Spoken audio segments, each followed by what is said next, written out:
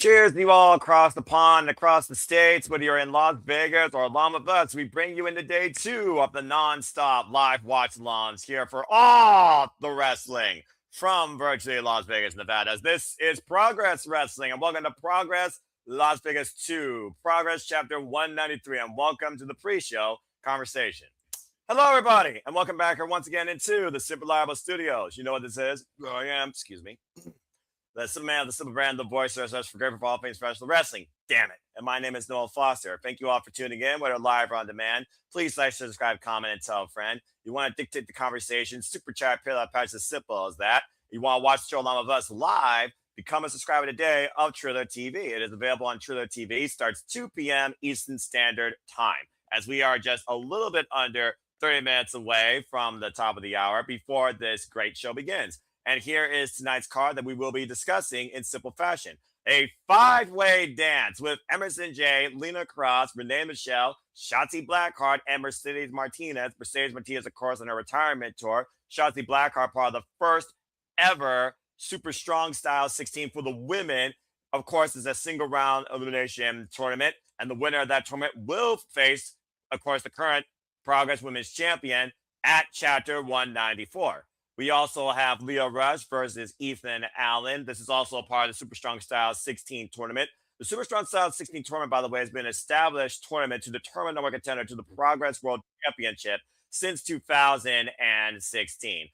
Before I continue, I guess someone wanted to join in the fray for a little bit, maybe give us a little bit of inside idea of what Las Vegas is like and how it gets ready to see it in. So we'll go ahead and bring in JJ before I continue to preview the card. JJ, how are you? I'm tired. I bet. You've been for one day already fully of wrestling. So here's the thing. We're supposed to be there at Progress right now, right? Yeah. My phone completely died yesterday. My phone charger, the little pin to plug in the phone, it has to be positioned at a perfect angle and spot for it to charge. So guess who overslept their alarm this morning? Uh-oh. As we speak, Walter is at Walmart because he needed to grab something for himself because I still needed to take a shower. This motherfucker was up, ready to go. And my ass is still sleeping. So basically, as soon as Walter gets back, we're going to head on over to Progress. Luckily, it's only about a 20-minute drive. We may miss some of whatever the first match is, and then we should be back on the swing of things because my phone is plugged in, charging properly right now. It's only at about 15-16%, but luckily I have a portable charger I can take with me so that it can be charging while Progress is going on.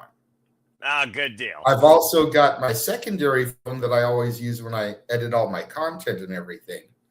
So that's what I've been using to take pictures and shit. And speak of the devil, here's Walter right now, which means it's probably time for me to get my fat ass up and get going. So have a good call, Noah. We love you. Keep up the great work. Go team. I do apologize that nobody has edited graphics for this morning because, again, we didn't get home till almost 3 o'clock in the fucking morning yesterday. No worries. I got you, bro. After watching the Hybrid Pro show with not one, but 2 brand new champions. Wow. Both women. Shout out to those that watched and know, but yeah. Gonna get out of here. Just saw that you were on starting the coverage for today. I see that there's someone waiting in the green room to come on your color cohort for this morning. Yeah. So I will let you guys get down to business. I don't think you're going to defeat any Huns, but I'll let y'all get down to business. Have a fantastic day of streaming content. I did get the link put up for Dynamite for your retroactive watch along 6 Eastern, 3 Pacific. Hopefully we'll be able to pop in maybe a little bit on Saturday. Because like I said, we're not going to go to the watch-along for Mania. We'll be home to watch it. But we've got such an extensive team with you, with Ash, with Statboy, Jeff in the producer's chair. We don't want to overload the system. We already don't trust the system. We don't want to overload the system. Accurate. But so yeah, we'll try to pop in a little bit here and there, maybe give reactions if a match is like, oh my God, we got to say something in the moment. But keep doing the awesomeness. Hold it down. One day in, we've already got stories to tell. And you know a little bit about it because I've messaged you about a little bit about it. But we're going to get going so that we hopefully don't miss too much progress. Have a good morning and good day, everyone. Thank you so much, JJ. You and Walter, be safe and continue enjoying your time in Las Vegas. Again, folks, JJ and Walter, if you're in the Las Vegas area, give them a hello. Of course, Brainchild, Stable Studios. And Matt doing very well as we continue our regular festivities here. And my color analyst will join me here shortly as we continue to run down the card. Five-way action, Emersyn, Jayne, Lena, Kross, Renee, Michelle, Shotzi Black, Mercedes, Martinez. Of course, some of these women are still involved in the first ever Super Strong Style 16 women's tournament to crown the new number one contender for the Progress Women's Championship. That will be determined at Chapter 194, where they will face them one-on-one. We have Ethan Allen and Leo Rush also looking to punch their ticket further in the Super Strong Style 16 tournament. We also have the Progress Men's World Championship, as I just talked about earlier on the line, after somebody couldn't shut their mouths on social media. Amira, how dare you? Michael Oku, of course, accompanied by his muse, Amira, will now take on Man Like Dereiss, who has Brody Lee Jr. in his corner. And Man Like Dereiss is, of course, still looking for that first singles win against Michael Oku. It very well could be tonight. We also have two of my all-time favorites, Vert Vixen taking on Rhio, former Progress Women's Champion, former Pro Wrestling Heat Women's Champion. And these two are no strangers to each other. They once fought over the Progress Women's Championship. Vert Vixen, of course, one of the best to come out of the Texas area, looking to level up tonight and also punch her ticket one step closer towards the Progress Women's Championship. We also have why. Here's why. Simon Miller goes one-on-one with Derek Jones, very familiar name, of course, to Progress Wrestling. We have a $100,000 challenge match for the Progress Proteus Championship as the mercenary Paul Walter Hauser defends the gold against Big Damo. I expect a lot of insanity during this match. And last but not least, in no particular order, Subculture. You might remember them from NXT UK, from TNA, one of the well-known teams across the UK area. Whether you looked at Waypoint Wrestling, they take on Kuro and LJ Cleric, who do not have nearly as much tattoo experience as the other side, but still should be a fun match. And that is our card for this afternoon for Progress Wrestling. Shout out to Papa Gino in the chat. More wrestling, dude. This is the first of four watch-alongs that I'm leading. Speaking of which, allow me to bring you all up to the day's itinerary from the Super Reliable Studios. You are, of course, getting ready to tune in with us for Progress Wrestling. Then following that, we'll be back later this evening at 6 p.m. Eastern Standard Time, which you heard from JJ, with a retro watch-along for AEW Dynamite Spring Breakthrough. I am #Perfect. I know nothing what happened last night, so this should be very fun. Then me and Jeff Mutter from Meach will also be on the call looking at the future of the WWE with the WWE ID Showcase presented by FSW, where, of course, the WID Women's Champion, Lena will be defending her title. And, of course, we'll transfer from there into House of Glory, where we know Charlie will go after Shotzi Blackheart's House of Glory Championship. And we'll conclude things into early Friday morning with Ladies Night Out 16 as Jasmine O'Rourke, who's successfully retained her Ladies Night Out Championship last night against Alejandra Quintanilla, will defend that title. You're nice, about to say. Yeah, Paul Walter Hauser likes doing crazy stuff, and I don't think it gets crazier than taking on Big Damo with $100,000 on the line. I'm not necessarily sure what to expect from this match, except maybe a fun car wreck. For those that are wondering, the Progress Proteus Championship, Paul Walter Hauser is the third champion in this title's history. He took it from Simon Miller. Why? Here's why. The first champion go all the way back to Paul Robertson. He currently has held this title now for 364 days. He's been involved in a lumberjack strap match. Fans bring the weapon fatal 4-way. He defended against Slim J. Remember that name from Ring of Honor in a bygone life, folks. And he actually won this title in a Progress Proteus title fatal 5-way. So again, don't underestimate Paul Walter Hauser when it comes to taking on Big Damo. Except his move surgery just to be noticed. I mean, they should know what they're dealing with, Gino, when it comes to this guy. I'm just saying. Regardless, I'm curious to see if Big Damo, y'all might remember him, of course, from Sanity and the Black and Gold NXT. My NXT! I'm very curious to see if Big Damo surprises us here and we get a new Proteus champion. There is no prior history, by the way, with these two men regarding this title or any point in their wrestling careers facing off against each other. And that's just one of the main matches we're going to see tonight. Why don't we go ahead, though, and look towards the women? This right here was the number one reason I wanted to call this. Shout out to Vert, Vixen, one of my favorites is watched on the Independents. Leading agent of the Independents, in my opinion. Former Rose Association Women's Champion. Stand out from Texas. But if you want to put women's wrestling and British wrestling in the same sentence, look no further than Rhio. Rhio, who, of course, the leader of the pack, as I said before, former Progress Women's Champion. Now, both of these women involved in the first ever Women's Strong Style 16 tournament. For those that don't know, the remaining competitors are still Shotzi Blackheart, L.A. Taylor, Stephanie Mays, Rhio and Vert Vixen. The winner of this match will face Stephanie Mays in the next round. Kanji, Emersyn J, who you saw from that fatal five-way. Giselle Shaw versus Billy Stars will determine the last, of course, of the opening round. And the winner of that match will take on Sky Smithson. Regardless, Rhio and Vert Vixen, though, have a very tumultuous and competitive history. It's almost like a tale of two tales. Both women, of course, coming in with a background in Taekwondo. As I said, Vert Vixen, stand out across Texas, current BTW Women's Champion, current Sabotage Tag Team, former New Texas Pro VIP, Spark Joshi Champion. And Rhio, insert promotion here, what it was, Pro Wrestling Eve, ICW, which she's still champion right now, by the way. And, of course, former Progress Women's Champion, but hasn't held that title, though, since last year when she lost it in October. There's no doubt in my mind that Rhio wants her gold back. But I'm very curious to see Vert Vixen try to get the first singles win over Rhio as well. So this is going to be definitely a very fun match to watch. And, of course, we continue our way through this card. As I said earlier, Mercedes Martinez on her retirement tour. No stranger to Progress as well. Emersyn J, formerly known as Sammy J, former Progress Women's Champion in her own right.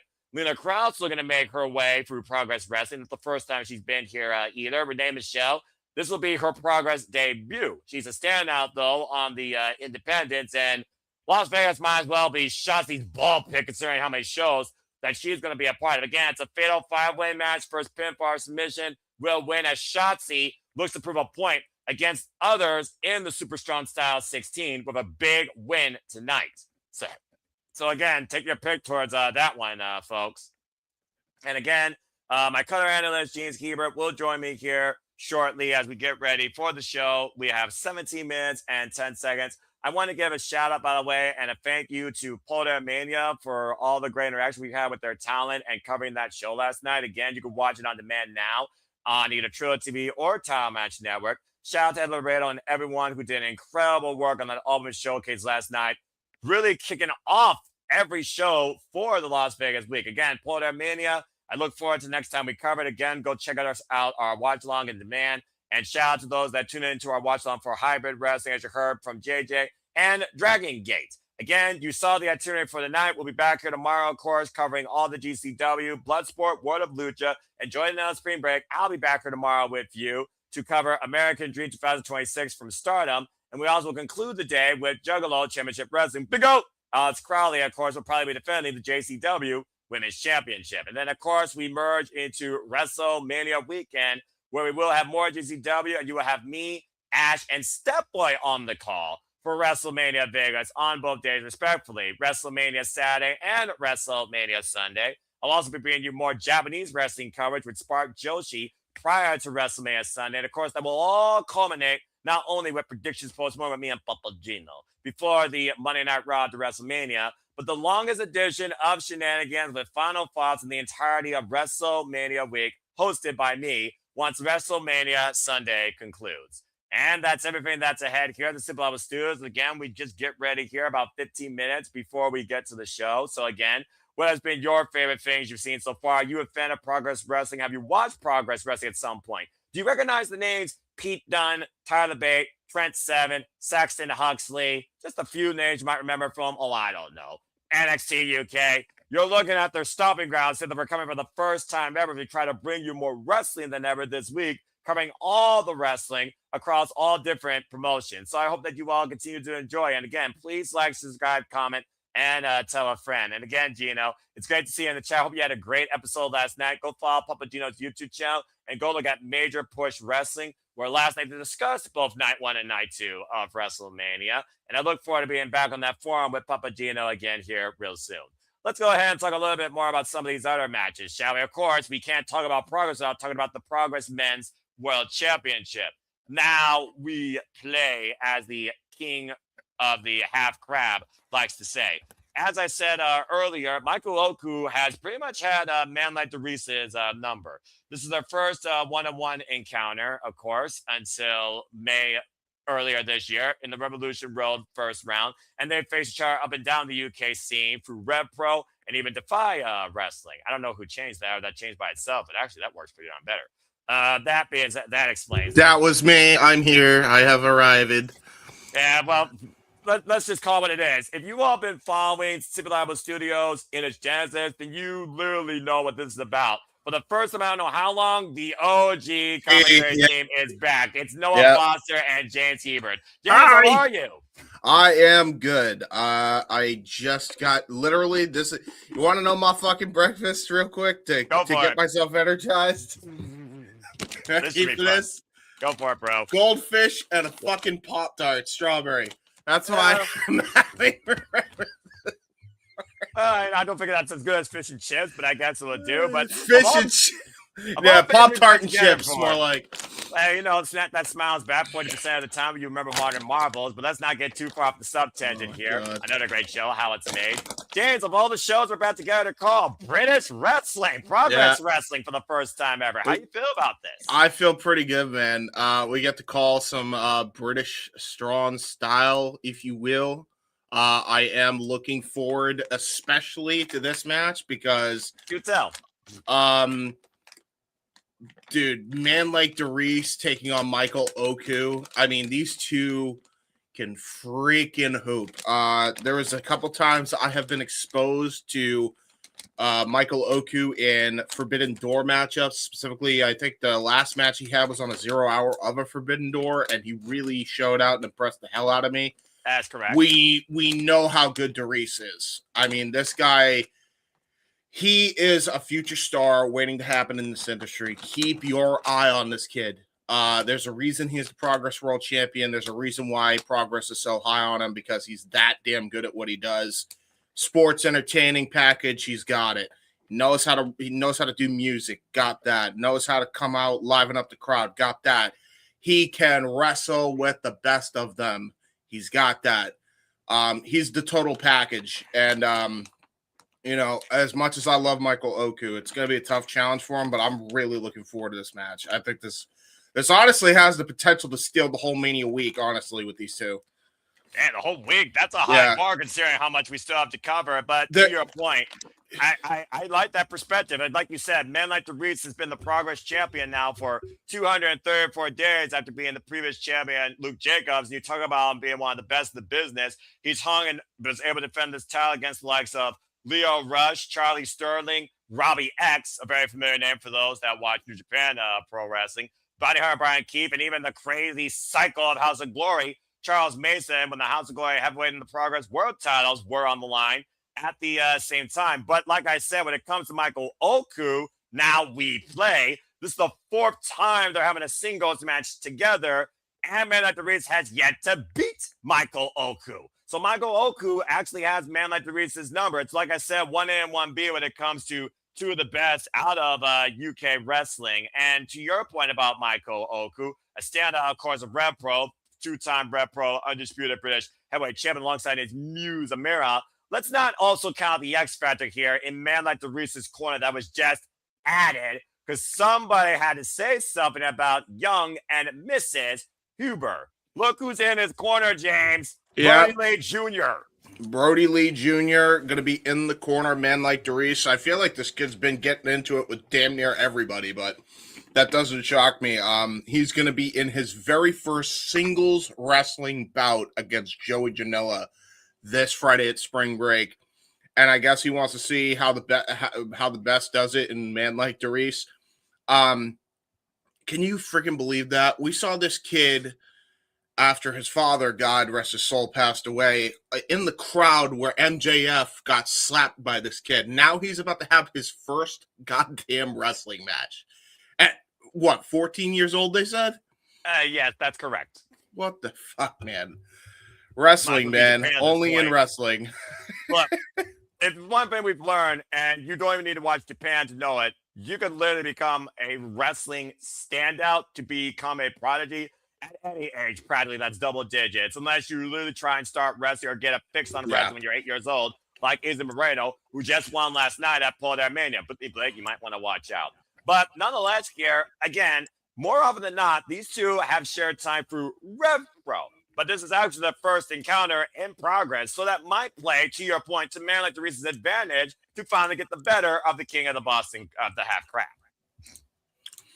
Yeah, and there's no better person that can apply that finisher than Michael Oku. The only one that could possibly rival him is Dereiss, who has been utilizing that submission as of late as well. So yeah, will be interesting to see. Well, as we look at the Progress World Championship for the men, let's look towards the Progress Women's Championship. While it's not on the line, we have a former Progress Women's Champion looking to get back that title against a very formidable rival, one of my favorites, Vert Vixen. Now, I also want to point this out, James. They are in the first ever women's Super Strong Style 16 tournament. As you know, this tournament's been a standard of Progress since 2016 to determine the #1 contender. So right now, we got a former champion and someone who has yet to beat Rico, but has faced her previously when Rico held that title. When you put women's wrestling and UK in the same sentence, Rico is towards the top of that list, along with the likes of Alex Windsor and, of course, Alexis Falcon, off the top of my head. Vert Vixen, she's been a trailblazer and a star on the independent scene in and out of Texas and all over the world. So what do you think about this one-on-one match? I'm really looking forward to it, only because I've heard really good things about both these women, in particular Vert Vixen. But I've heard really good things about this Rhio as well. I'm not confusing it with the Rhio in AEW. No. Yeah, these two are gonna hoop. I've heard a lot about them. This is my first time seeing them both in the ring. So I think this should be a hell of a matchup. So that's my thoughts on that. And of course, the winner of this match, for those that are wondering, currently looking at the bracket of the tournament, they will go on to take on Stephanie Mays in the next round. And the finals of this tournament will take place at Chapter 194 at Super Strong Style 16, how eloquently put. And the winner of that, of course, will take on the Progress Women's Champion. And again, like I said, Rico has not held this title since 2024. The current champion right now is the witchy bitch, Alexis Falcon, who just beat Alex Windsor for the Rev Pro Undisputed Women's Cruiserweight Champions. Right now, Alexis Falcon's taking over the UK, it feels like. Yep. Yeah, Alexis Falcon's been on fire as well. I recently just discovered a couple of her highlight reels. She's damn good, bro. She's really, really good. Yeah, and you can follow more of her and Rico and the amazing women's side of wrestling in the UK by looking at Pro Wrestling Eve today. They just had a great show, Bruised and Battered, with the likes of Megan Bain, Hyperactive, Sapphire Reed, Anita Van, and so much more. Go check out that show today. Become a member on YouTube to the Pro Wrestling Eve YouTube channel. And that being said, speaking more about women in wrestling, looking at the Super Strong Style 16, take a look at this dance, James, including the soon-to-retire Mercedes Martinez. Shotzi Blackheart, of course, is also part of the Super Strong Style. Bob, and I have to correct you, good sir. New Pro Wrestling Unplugged Women's World Champion, first ever, Mercedes Martinez. Congratulations. Yeah, course, in a retirement run, wins another first. I mean, we can't be surprised by the woman here that has been a trailblazer of the game now for 25 plus years. But nonetheless, Shotzi Blackheart was just added into the equation. So I do wonder that plays in her favor, coming off that loss to Brittany Blake last night at Polar Mania, of course, for the Polar Mania Championship. And we know she will be defending the House of Glory Women's Championship tonight against Charlie. But nonetheless, we got AEW, Emersyn J, also standout. You, of course, have also seen her in GCW. We got Renee Michelle, who's actually making her Progress debut, but as a rising freelancer. And like I said, Mercedes Martinez offers the most experience, and that might be the biggest factor. What do you think about this five-way dance? I know everybody in this match besides Renee. I have Renee no Michelle doubt has been involved in Progress 3 other times, including against the likes of Session Mark Martinez, the new Pro Wrestling Eve champion, and Rhio. Yeah, honestly, I'm really looking forward to this. This should be a really good matchup. Considering the other caliber of talent that I do know is involved. Lena Kross, current AEW Women's Tag Team Champion. You got Emersyn, Jayne. There's history between Emersyn, Jayne, and Lena Kross as they were in a first-round matchup with Billy Starks in the Luna Vachon Invitational at Jersey Championship Wrestling. So there's a little history there for you. Shotzi and Mercedes, I believe, also have a history going back all the way to Shimmer. Yep. So these two definitely revisiting those old wounds, and yeah, you got a little bit of old guard and a little bit of new guard here. So I like the looks of this matchup a lot. And Emersyn Jayne, of course, is still involved in the Super Strong Style 16. She will have her first round match against Holly Barlow in the near future. Winner of that will take on Kenji. But either way, I'm very curious to see who makes a statement towards the Progress Women's Championship, or even may affect the Super Strong Style 16. Imagine if Shotzi or Amazon take out each other. Yeah, true. That's it. It's a very real possibility. Why? Here's why. Because I say this. You recognize this gentleman, James. Simon Miller is going one-on-one against Danny Jones. Of course, Simon Miller, also a standard of Progress Wrestling and the UK. The ups and downs for those that know. So, James, I'm not going to say another word. Your thoughts on this? I am so happy I got to see this man finally wrestle. Fun fact, met this man at WrestleMania season during the G1 Supercard. He was outside of Madison Square Garden. We talked it up. We talked shop for a while. Nicest dude in the world. I mean, this guy is a gem. Absolute gem in the wrestling scene. I hope at some point, considering his following and just how awesome of a human being he is, we could get an interview with him one day, because I'd love to talk shop with him again. Oh, good Lord. But Simon Miller, I get to see a wrestling match with him. Not too familiar with Danny Jones, but if he's fighting Simon Miller, I expect this to be an entertaining matchup and a pretty good contest. So I'm very much looking forward to the hijinks of one Mr. Miller here. The fact that Danny Jones hasn't been involved in Progress Wrestling since 2022, taking on Simon Miller for the first time ever, and the last time these two faced each other was a cluster F type battle royal in some promotion. Simon Miller, though, he's been constantly involved in Progress since 2022, and of course held that title I was just talking about earlier, that Proteus championship. And I do wonder what either man hopes to gain from this first time ever one-on-one encounter. He must have said something online that pissed him off. Yeah, probably. That's all he does. I mean, you know. I'm shocked that... At least I know it's not an ups and downs match. I'm shocked we haven't seen Paul Walter Hauser versus Simon Miller yet. Like, I feel like that's coming. Well, if he holds on to the Progress Proteus Championship against Big Damo, you very well could be right, considering it was a fatal five-way that Paul Hauser got that title off the previous champion, Simon Miller. The freaking mercenary Paul Hauser, as he calls himself, taking on Big Damo. Expect everything, folks, of this insanity. What do you think about this match, James? And Paul Walter again, he's fearless, but he's also reckless. He's already been involved in a lumberjack and a fans bring weapons match, so there's no telling what's going to happen tonight with these two. Man, I'll tell you this much. I love Paul Walter Hauser. I think he definitely is tougher than a $2 steak. Yeah, I think he's tougher than a lot of people give him credit for. That said, he's going up against Big Damo, and that's going to be a bad day for him. I would not be shocked if Damo takes it here. Really? Yeah. All right. Maybe, a little bit of a quick thought there. And we also have the Precious. Speaking of the Super Strong Style 16 for the men, Ethan Allen is going one-on-one against Lio Rush. Might as well be the definition of a golem here. Lio Rush and Ethan Allen, the winner of this match, will go on to take on Charlie Sterling. It's a first time ever one-on-one encounter. I just got to ask you straight up.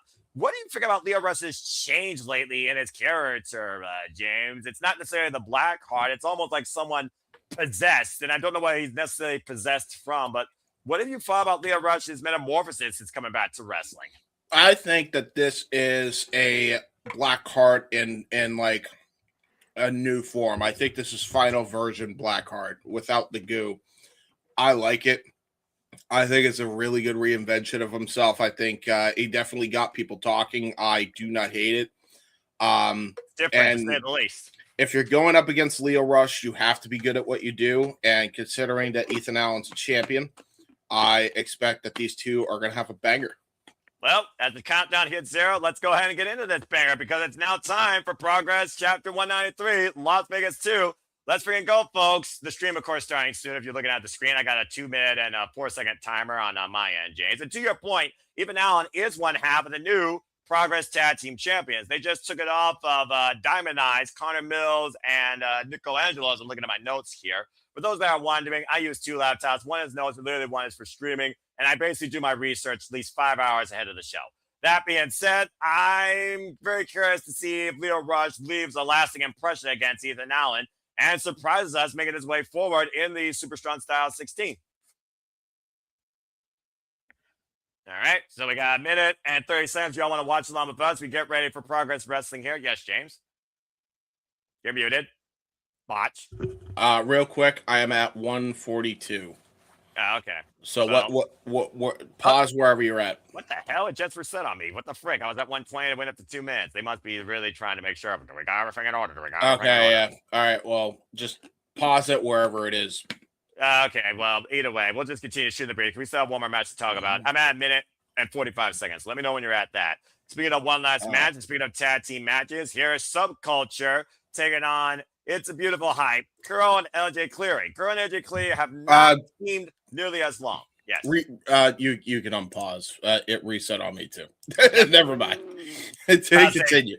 About to say, just see when your clock goes to 1 minute 45 on that and see if it sticks. Yeah, I'll let you know. Right now I'm at 56 seconds here. Okay, so 55, 55.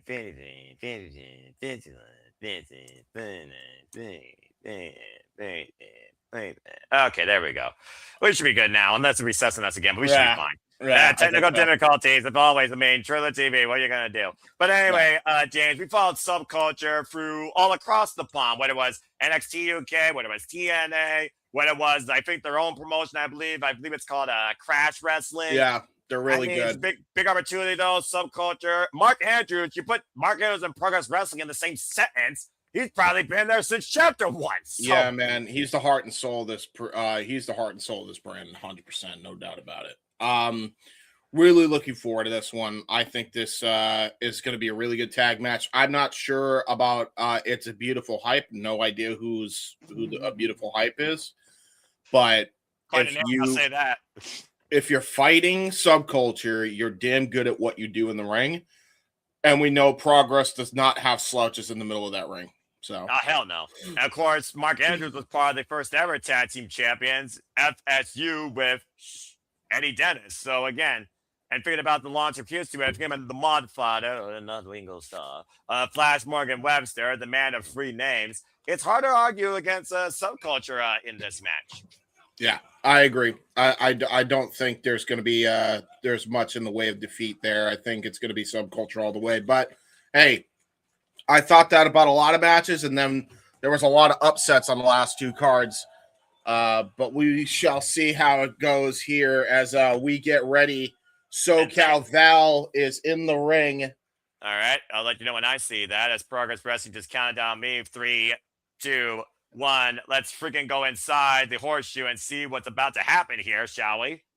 Oh, it's gonna be fun. First time ever covering Progress Wrestling. I've been waiting to cover more UK wrestling, honestly, since NXT UK.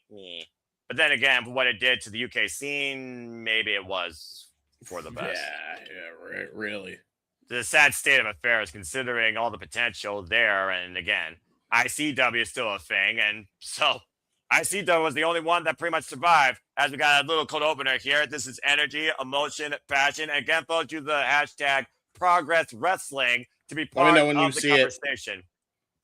This is Progress. Let me know. This is art. This is violence, heartbreak, stories, passion, brutality, chaos, fun, action, drama, theater, strong style wrestling. This is Progress Wrestling. Here we go. There we go. Black screen. And there is SoCal Val in the middle of the ring. We got synced up. I gotta love SoCal Val. Standing room only. Again, folks, welcome in. We may be a minute behind everybody else, just FYI, so don't spoil if you can help it. We're only like a Progress minute chance. behind everybody else, so just keep that in They're mind. aware how this works, James. As we're in the Yeah. Horseshoe Las Vegas, and we hear Progress chants rating out. Again, folks, welcome in to our watch along for Progress Las Vegas 2 to the 193. I'm very curious to see what kicks this card off. Oh. Why you make me solo? I wasn't trying to. I was trying to get. There we go. Just leave it like that, bro. Seriously. That's what I was trying to do. Yeah. All right. Just waiting for the cues here. Progress chants here by the crowd. Gotta They're love really it. hyped for this. Hey, it's British wrestling. Why shouldn't you be hyped? Every fan across there the we world go. in the Horseshoe here for Las Vegas activities. As we get ready for our first match, it looks like we're starting off with Subculture. There we go. And hello, everybody, and welcome There again we go. to the Super Reliable Studios. Noah Foster and James Hebert, your OG commentary team, back together, and I don't know how long, and it feels really good covering British wrestling. Thank you all for tuning in. Please subscribe, comment, tell a friend. If you want to take the conversation, super chat about patches, as simple as that. And again, Progress Wrestling, a leading promotion from the UK since 2012, as we got Mark Andrews, who's been there since Chapter 1, alongside Flash Morgan Webster to kick things off. This is going to be a hell of a tag team match. I can already tell. Any Subculture match that we see is fantastic. Shout out to D'Lo Brown, by the way, on commentary. Yeah, no question. The only thing missing from this crew really is Danny Luna, because I know she's been a valet for these two in the past. Shout out her. Yeah. I've been waiting for a Subculture, though, since they left to TNA. Of course, to your point, Subculture, former Rev Pro, Impact, and NXT UK Tag Team Champions. Yep, absolutely. All over Europe. They have won gold all over the world in multiple different promotions. I think even in I think they even won gold when they did the original relaunch of I think they were going to be slated to win gold, or did win gold in that reslate of the show that NXT UK was competing with. The show name escapes me now. Now I feel like an idiot. That's all right. Meanwhile, here comes Kuro. He wanted an extra applause there, apparently. Yeah, that's about right. Okay, well, it's a beautiful hype, James. Well, this guy's Mr. Is he beautiful or hype? Unique replacement here. Again, this is not the standard tag team partner for LJ Cleary, but of course, Kuro right here, known as Mr. Hype. How fitting. Been involved in the business now professionally for a little bit over 6 years. Mm-hmm. Doing his own presentation, of course, with his own pizzazz, per se. Last time he was involved in Progress was a singles loss against Mike D. Pistachio last year in April at Las Vegas 1. So back-to-back years he's coming to this event. Man, I'm so glad you're involved in shit like this, because I have no idea about any of these facts, and it adds so much. Yeah, about to say, we're just waiting for, we're going to get our entrance by him. And again, he's been in a tag team before here in Progress. He was teaming alongside Angie Blanc for the Progress Tag Team Championships. Lost against the Smoking Aces, Charlie Sterling and Nick Riley. And now they're going back for a third. What are you doing? I think this is technically a fourth entrance. I lost count, James. All right.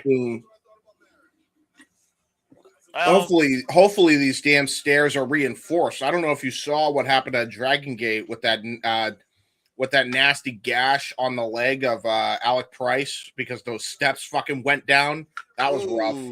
He had to miss the following show that night. I think that was more of a safety measure, so that way he didn't further injure his leg. I don't think his leg was injured that bad, because he was hopping around. He was doing his usual moves fine. But I think everybody figured, you know what, you don't need to risk any further injury, because we have a huge 6-man tag at the Joey Janela spring break. Skip the PWU show, you know. I'll team with Flying Ryan is what I think Oliver said. I'm hoping, with everybody making fun of how raggedy those steps were the entire night, I pray that he's okay. That's fair. But you never know. LJ Cleary, of course, former tag team champion alongside Rich Swann and Sammy D across multiple promotions. No stranger to tag team wrestling. For those that are wondering, LJ Cleary is in the black and pink, and Kuro is in the unique pants attire. Leave it to LJ Cleary, a dancing fool, to be teaming up with guys like Rich Swann, who is also a dancing fool. And I love dancing fools. I mean, it's a sort of different hype if you think about it. True. Mark Andrews and Cleary starting things off here with a wrist lock here. And again, Flash Morgan Webster just noticed as escape out there. I mean, talk about the range, by the way, of tag team experience that Subculture clearly has over LJ Cleary and Kuro. Agreed, Gino. Agreed, by the way. Will you not stop that? The hammerlock in the arm right there and the roll up. Nice smile by Crucifix for 1 count. Brilliant chain wrestling by both individuals here. Already, Kuro has made a fan out of me just with his wrestling style outright. Brilliantly done. Continue, of course, to grow and get better here with each match. And, of course, LJ Cleary. Whoa! Kick off to his tag team partner. Irish whip. Blind tag, I think, was made by Mark Andrews. I think Mark Andrews now legal. The shoulder block up and over. And now Subculture. Double team. Nice hip toss. Here, lifting his partner over. Standing moves on elbow drop combinations to cover and kick out of 2. Absolute textbook Subculture offense right there. We've seen that combination multiple times. And again, it's so clean, so crisp. Now we get a tag to LJ Cleary. First time we see him in the matchup here. That's Kuro, James. LJ Cleary was the other guy you saw that was Mr. Flamboyant. Got you. I'm sorry. Yeah, that's all right. You know, it's easy to be confused, especially when you not recognize the talents. And again, this is also not a standard tag team that we are used to seeing, especially with one LJ Cleary. Kuro now. Again, great awareness, though. Good agility by Mark Andrews. Now off the ropes. Again, great agility shown there by Kuro right now. Catching with a boot from the side. Hoisting him up. And Dolph! Nice full throttle into the drop kick. There you go. A good drop kick. We just saw that in perfect synchronization there. Yeah, easy for you to say, right? Yeah, really. About to say, if you're going to make an impression in Las Vegas week, this is the time to do it. And again, like I said, Kuro has been at this stage before, 2 years in a row. Tag made now. The Flash Morgan Webster, top fake kick along the leg. The follow-up drop kick and dragon screw across the second rope to Kuro. And now going to go for a nice reverse senton driver. Cover, 2 count only. I really like that little combination offense because they did the tiger feint kick to the back of the knee, then they hit a foot DDT and drop kick combination. I don't think I've seen Subculture do that, but they should employ offense like that more often. Look at this, though, as LJ clearly distracts the referee. I mean, sometimes you got to do that for just the benefit of the match or your own partner. Now, Kuro trying to take control. Big boot wipes Mark Andrews out. And again, the unfamiliarity with these two, considering they've only tagged alongside each other 2 other times in their careers. And now Mr. Beautiful Life here. Beautiful Life. LJ clearly with a little beautiful Cover, elbow drop. 2. Friggin' emoting on poor Morgan Webster here. Tag back into Kuro. Oh my gosh. I think James is finding one of his favorite teams to come out of the UK, possibly. Short range clothesline by Kuro now as they isolate Flash Morgan Webster. And a little bit of style never hurts as long as it leads to the pay window, though. That's true. No, I hear that. You don't want to overdo it with yourself here. Oh, stop of the hand. That was pretty intelligent thinking there by Kuro, just stopping on the head. Last time these two tagged together, ironically enough, was back in February in the Bodyzoy promotion, by the way, coming off a loss against the VCC. And the Irish Whip and Mark Andrews gets the boot up. And like I said, Mark Andrews, synonymous with progress, been here since chapter 1. Tag me to Mark Andrews as I say that. Wow. Great moonsault by Mark Andrews. Nice forearm drop there. LJ clearly, here we go. Hot tag incoming. Combination offense right now, just ping-ponging LJ Cleary and Kuro going up the ropes. Though ducks leads the banner, slide delay, overhead, parallel, wiping elbow. That was brilliant. The Matrix maneuver, able to dodge those double lariats. Here comes Mark Andrews. Nice victory roll. The double stomp. There you go. It's the midsection of AJ clearing again. I forgot who was legal, by the way. Never suplex Mark Andrews. No. Yeah, never suplex Mark Andrews because it can hit you with that stunner every effing time. How long have you been waiting to say that again? Yeah, it's been a long time. About to say, Mr. Flying right now, the Lightning Kid. Again, LJ, though, great move here. Standing waistline applied. Flash Morgan Webster, though, might be planning something here with his partner. Gets the boot up. Blind tag made to Flash Morgan Webster. Up and around. Tornado DDT. Caught, though. Hoisted up. Into a Falcon Arrow. Cover. Two. The deal. Kick at it, too. Very good. Very good strategy. Instead of opting to go for the Tornado DDT, immediately goes for the assisted flatliner. Flash Morgan Webster absolutely showing why him and Mark Andrews are a well-oiled machine. About the definition of tag team wrestling and UK in the same sense, the South Wales connection, aka Subculture. Kuro tried to come into play, though AJ clearing, catching Flash Morgan Webster and Itaguri. And Mark Andrews out of the corner. I think Subculture was going to try to go for Skull and Bones and got caught with their pants down a little bit there. And now they have been compared to the most machine guns. Nice cannonball out of the corner by Kuro. Angle reverse rotation cannonball, James. Oh, God. And now look at this. Gonna go for the Tombstone Meltzer driver. Bastard driver combination. Cover two. Oh. Ooh. Mark Andrews able to kick out of that combination offense. To your point, the stuffed package pile driver.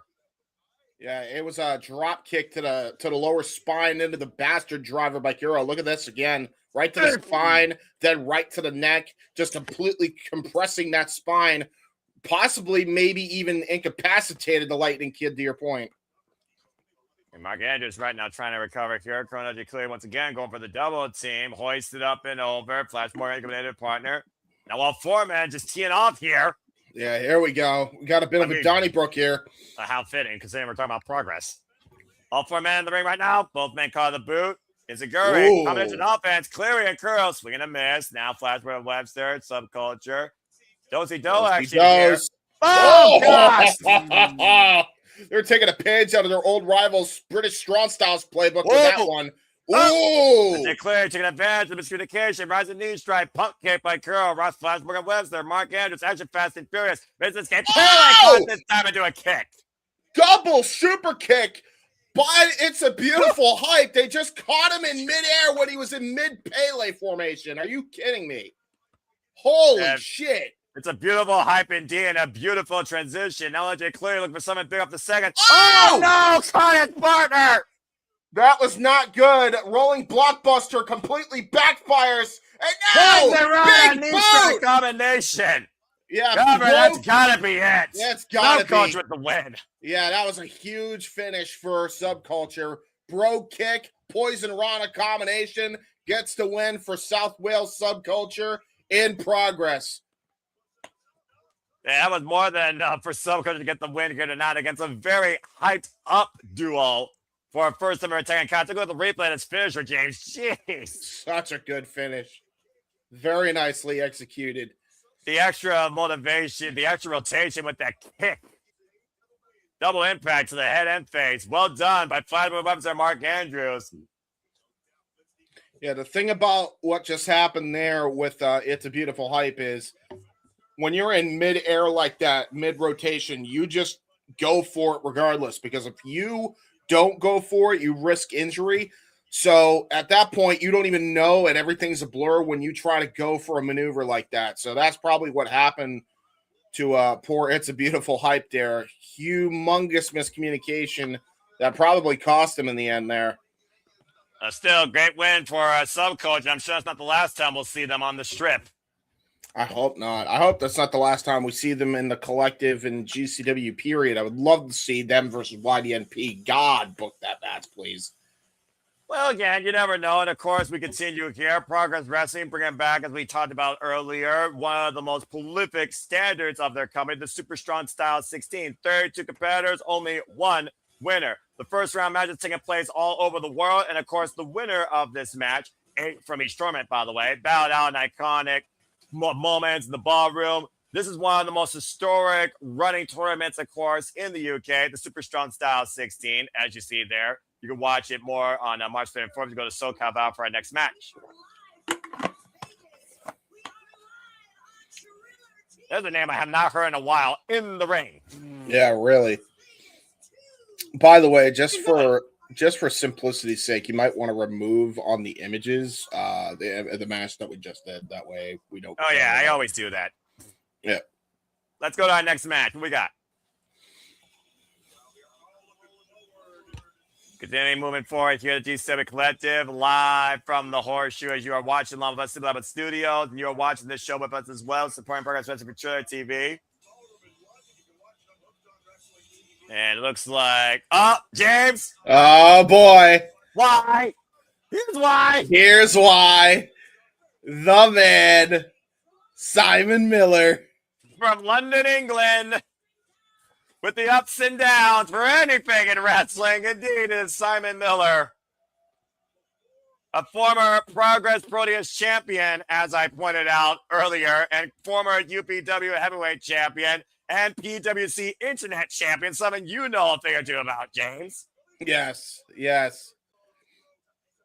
Everybody's slapping the head there of Simon Miller. I think he's one of the first ones to make that leap between YouTube and wrestling at the same time, out of his territory. Yeah, that was back before it was popular.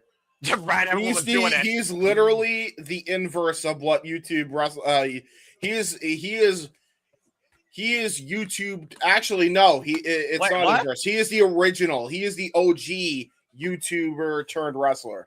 Okay, I got you. I mean, I've followed this man since What Culture? Yeah, I have too. He's still in What Culture, isn't he? Or did he? I don't know, actually. I'm pretty sure he's still in. Of course, I remember his work at Defiant Wrestling showing me what an ups and downs match was.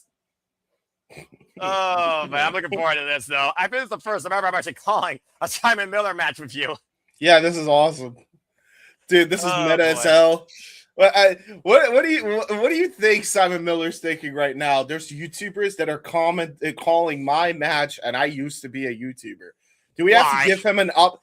Yeah, probably why. Do we have to give him an up and down for his performance tonight? I'll leave that to you. And here comes Danny Jones. I'm sorry, I'm laughing too much.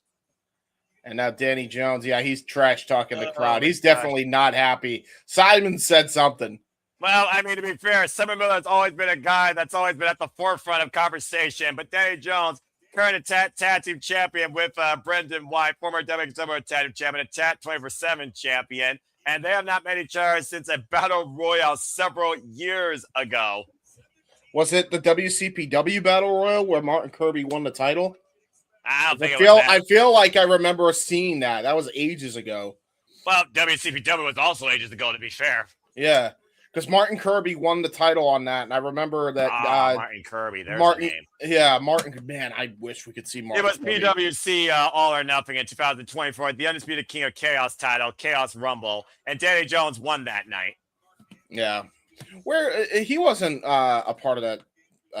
Speaking out movement, right? Martin Kirby. I'm pretty sure he wasn't. I think you're thinking of David Starr. David Starr, I remember from David Starr fucking was. Why? Here's why. Here's why. Here we go. The combo time similar to the tape here, though, with both men from a body size standpoint. And Danny Jones is looking to become nobody's friend tonight. But he is tapping the head of Simon Miller. You don't do that. You've even said that yourself. Danny Jones, by the way, comes to us known as a party boy, 13 years of wrestling experience. See, the competitive spirit comes out of Danny Jones now against Simon Miller, who's all about getting in your head. Yep. The side headlock right now being applied by Simon Miller, thrown off the ropes. Remember, last time we saw Simon Miller, at least when we called him, it was against Joe Hendry. Yeah, it was. Nice shoulder tackle there by Mr. Miller. He is happy with that performance. Give that one an up. Are you literally going to score each point of this match? Yeah, why not? Oh, and by the way, you'll notice the up and down knee pads on him. I just noticed that. Damn it. Oh, my gosh. All right. You got all the gimmicks, baby. Simon Miller, by the way, who got out of the first round of this year's Super Strong 16 tournament. defeating Josh Hawley. God damn, he just steamrolled through Danny Jones. That I don't know if we can call that a golden up yet. But that was pretty damn close, that shoulder tackle. Clearly, right now, we know who is asserting their authority here in this match. Simon Miller, by the way, will be facing Jay Joshua in the quarterfinals of the Super Strong Style 16. Winner of that match, will take on Elijah Blum or Charles Crawley in the semifinals. Yes, sir. And, of course, Danny Jones is not involved in the Super Strong Style 16, which might be another reason that he might be a little bit PO'd. Low bridge. Oh, Like Simon Miller says, Danny outside, but Danny picking the ankle down. Oh, man, driving it down against the apron. That's actually the bad knee of Simon Miller, too. He had surgery on that knee. That is not good for Miller. You see that anger coming out of Danny Jones, just driving Simon face first to the apron and arguing with the official. Yeah, that's brutal, man. That's insanely brutal.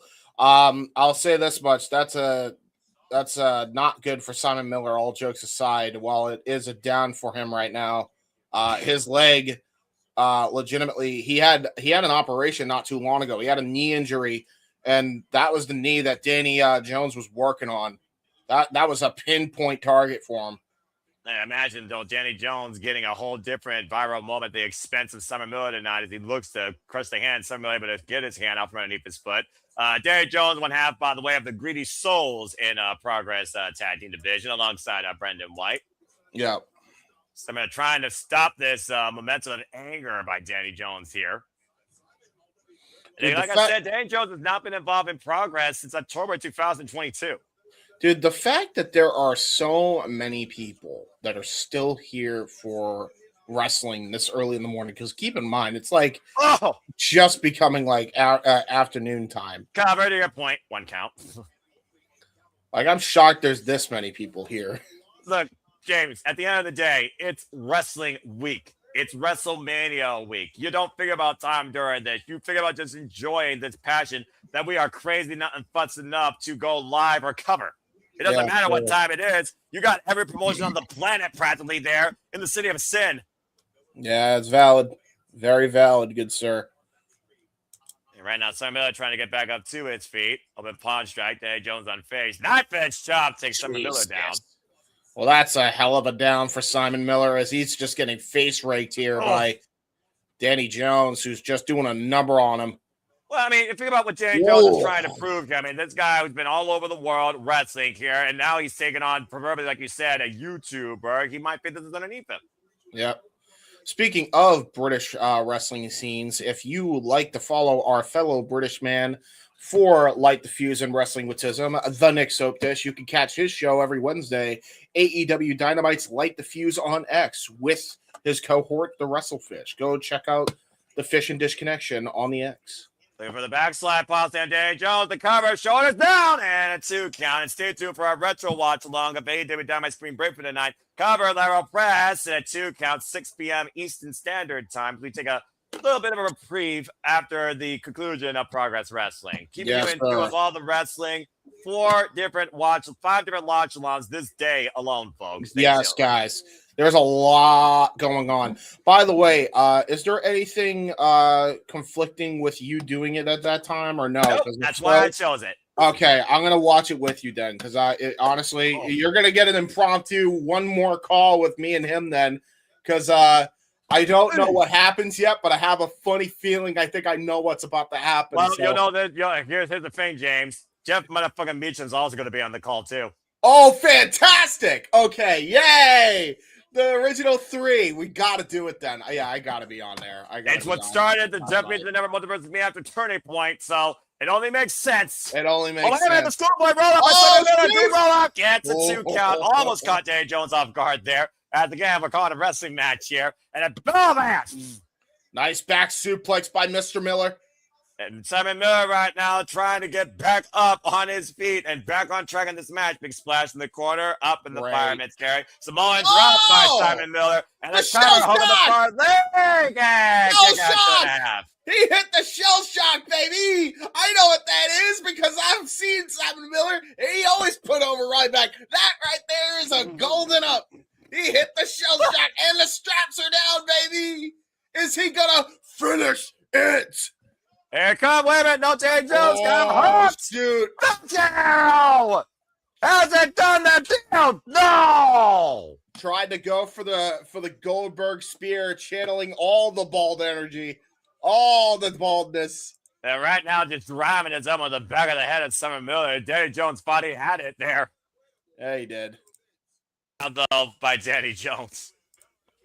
That was so fun. I'm so glad I knew what that was. I'm like, holy shit, I remember when he was putting over Ryback, and I remember when he took his kill shot.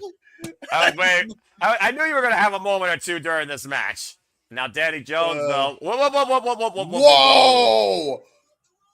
The crowd laughing at Danny Jones. Crowd laughing at Danny Jones. I mean, he slipped on the ropes. To be fair, it's probably hot and humid inside that building, you know? You fucked up, Chance. Here the progress. Here by the we'll progress. see if he actually does. He up to the top rope. Simon Miller able to get out of the way inside. Uh-oh. The side step, and Simon Miller. Oh! There's the Goldberg spear, and that sets it up for the jackhammer. The up, down. Cover to Simon Miller to win. So overall, James, that up or was that down of a match? That was a golden up. Good and that contest. could definitely send a strong message towards the Progress World Champion. Remember, he is still part of the Super Strong Style 16. Yep. And honestly, if I'm Simon Miller, I make my case for getting into that tournament and trying to fight someone, or at the very least, trying to be the next number one contender for a man like Dereiss. I think these two could legitimately have a banger.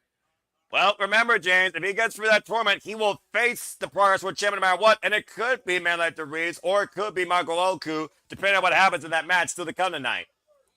But in the meantime, Simon Miller with the up and the win tonight at Progress Chapter 193. Dude, I cannot believe I remembered all those references after all these years. From up, down, down. I just said you had your moment because I knew Simon Miller was your boy. I can't believe that I actually remembered that. That's crazy. All right, let's go to SoCal out of the ring for our next match. Yes, sir. That was so much freaking fun. Since we're going to be calling stuff with Jeff Beecham, guys, go check out the Jeff Beecham Network at Jeff Beecham on YouTube. I guess we're going to be calling some good old-fashioned graps, folks. We're going to be calling wrestling, guys. We're going to be calling some good wrestling, good graps. I'm looking forward to it with Dynamite. Yeah, man, this is going to be great. This is going to be a really good, fun time. Well, I don't know. This is going to be fun for even now, and it's time to go into the Super Strong Style 16 tournament. For the men, it's time for Ethan Allen versus Leo Rush. Going to be fun. And, of course, to the comp later tonight are the women, Vert, Vixen, and Rhio.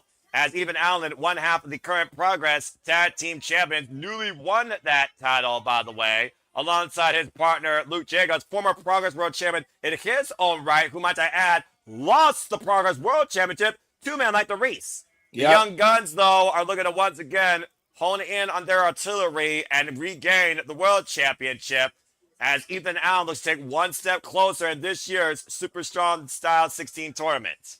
Yes, sir. This kid is double tough. Might as well call him bulletproof. 24 years of age, above 7 years in the game. And he has a vicious lariat. Yeah, I mean, this kid looks like he's a tough motherfucker just by the scowl alone. I would not screw with this guy in a dark alley, especially in the dark alleys of Essex. The Essex boy has been taking over this year. Freaking Kyle Newman, youngest ever IWGP heavyweight champion. Will Ospreay, of course, who's literally reinvented the UK wrestling scene. You know who I'm shocked, completely unrelated as Leo Rush makes his entrance. You know how I'm freaking shocked has never made their appearance in any UK indie scene ever? What? Raka Raka. If you know the history of Raka Raka and how insane those boys were, like, you would think that coming into pro wrestling legitimately was a no-brainer. Well, wrestling also changes a person beyond who they used to be, and I think that's the definition of Leo Rush here, who makes his way, representing all elite wrestling. I'm not even sure what this is. One point, this guy was called the Man of the Hour. the bad child, the black heart, the one. I have no idea what Lio Rush has become. Lio Rush is it's the Blackheart gimmick. That's exactly what this is. I called it. It's Blackheart Lio Rush. Yeah, there's no freaking soul behind those eyes, apparently. The former WWE Cruiserweight Champion and Impact X Division Champion. I mean, we just saw in AEW a couple weeks ago, he took on Tommaso Ciampa and got his brain rearranged. But he doesn't seem to be shaken by any sort of recent upsets that he's had as of late. Although he's also had good momentum going through Ring of Honor as well. And he's literally saying it. He's literally saying the Golem, my precious. Why are you holding the steps? He's hugging the steps and saying my precious. I don't know what to think right now. Well, despite the demonic demeanor, let's not be fooled by how insanely agile this young 11-year-plus wrestling vet of the game is. Yeah, that's a valid point. Absolute valid point, good sir. Ethan Allen facing Lio Rush for the first time ever, by the way. It's the first time ever one-on-one encounter. These two have never met before this match. Yep. The bell rings, and certainly I do wonder if Ethan Allen is taken out of his element with Lio Rush's presentation. I sure as fuck would be. I mean, did something break in Lio Rush? No longer wearing the giant foam horn jacket with Action Andretti? Is he even part of the crew anymore? Like, when did he lose himself worse than Eminem? What the hell? I think he's saying, I can't stop it. Please help me. I did see that. Okay, so it is a mental case. Got it. Yeah, he's going through a lot. Like, whatever's going on in this How many exorcisms have existed in the movie? Okay. Oh, my God. Jesus. Yeah. All right. Ethan Allen's got to fight quick here, man. He's got to fight quick, and he's got to hit hard against Lio Rush. Because ever since this metamorphosis, Lio Rush has been insanely unstoppable, really. Yeah, that blazing pace in the misdirection right now by Lio Rush on full display here as Ethan runs to the boot and finally takes the Blackheart down for a second. Barrel press gets a 1 count. Yeah, you gotta freaking go at him. Don't waste any time if you're Ethan Allen. And again, let's keep in mind, both these men are involved in the Super Strong Style 16 tournament. Yeah, this is a first round matchup. Progress Management Championship. Yeah, whoever wins is going to advance in the Strong Style tournament. Good uppercut there by Ethan Allen. Where Charlie Sterling waits for them, who beat Clan Nonen in the opening round. This is an opening round match, by the way. Again, folks, the Strong Styles tournament has been involved here in progress in the tournament number contender since 2016. This is the first year, though, we're going to have a women's Strong Style tournament. Still to come, action from that tournament later tonight. Progress! Nice, vicious elbow off. Yeah, that was a vicious forearm shiver there by a running forearm by Ethan Allen that just drops Lio Rush. That's exactly what he's got to do. And I wouldn't waste time. Just keep going at him. Yeah, I'm about to say, with Lio Rush, you can't waste time. Oof. Knife edge chop now. And, of course, your boy Simon Miller is still involved in that tournament as well. He might face one of these two men towards the freaking semifinals. Yeah, really. That's what's scary about that. Like, poor Simon Miller's got his work cut out for him if it's Lio Rush or Ethan Allen. Ethan Allen, I think, has some history with Simon Miller. The Irish whip and Lio Rush off the Russell's on, though. Ethan Miller catching the boot. And Leo, though, with that smile, that's showing no sign of concern. Just catching him with an insecure and semi outside. Went around the world with that insecurity, and now that might be setting up for the crazed Lope or no. Often it's almost like he's like, give it to me or something like that. Ethan Allen taking a seat with the attendees here. Yeah, well, Ethan Allen no longer allowed to take a seat. Oh, wait a minute. Oh, back suplex on the apron. Ethan Allen took advantage of Lio Rush's crazed nature and immediately just dropped him right on the hardest part of the ring. Well, again, you can be a mental all you want, but at the end of the day, if you are dealing with someone that's much more aggressive physically, you still might be at a disadvantage. Right now. Ooh, look at this. It's a gut wrench suplex release. Very nicely done there by Ethan Allen. I mean, at the end of the day, it's all about the 1, 2, 3, but also this is a tournament. You lose, you're out, period. Yes, sir. Stomp to the back of the shoulder blades. And I'm sure that Luke Jacobs supports Ethan Allen's pursuits of what he once held, the Progress Men's World Championship. That violent quelch right now while Leo Rush has been neutralized. I don't know if that fan's going to need counseling after that. You think Leo even knows where he's at right now, or do you think he's in a cave from The Hobbit or Lord of the Rings? I don't know. Okay, honestly, I don't think anything's going on in that head right now. I don't know if it's a good thing or a bad thing. Again, folks, use the hashtag Progress Wrestling on the X to talk about this show. And what do you define Leo Rush's new attitude as? And now both men on the run on the outside of the ring, even in hot pursuits. Giving chase, but Leo Rush might have been caught off guard there, intercepting him on the opposite side, crossing the border between the ring, and a big boot takes Leo down. Yeah, that was really nicely done. Oh. And now Leo driven face first into those chairs. Actually, that might have been a comfortable landing. Yeah, really. Those chairs look soft. I'm about to say again, if even Allen doesn't let the psychological component of this match get in his head, that's all he might need to win, honestly. Yeah. As Leo right now on the outside, the referee starting a 10 count. Again, elimination can occur via pinfall, submission, disqualification, or count out. It's even Allen dictating the pace, but also Leo finally crawling his way back just underneath the apron. Ethan Allen, though, not immediately falling through.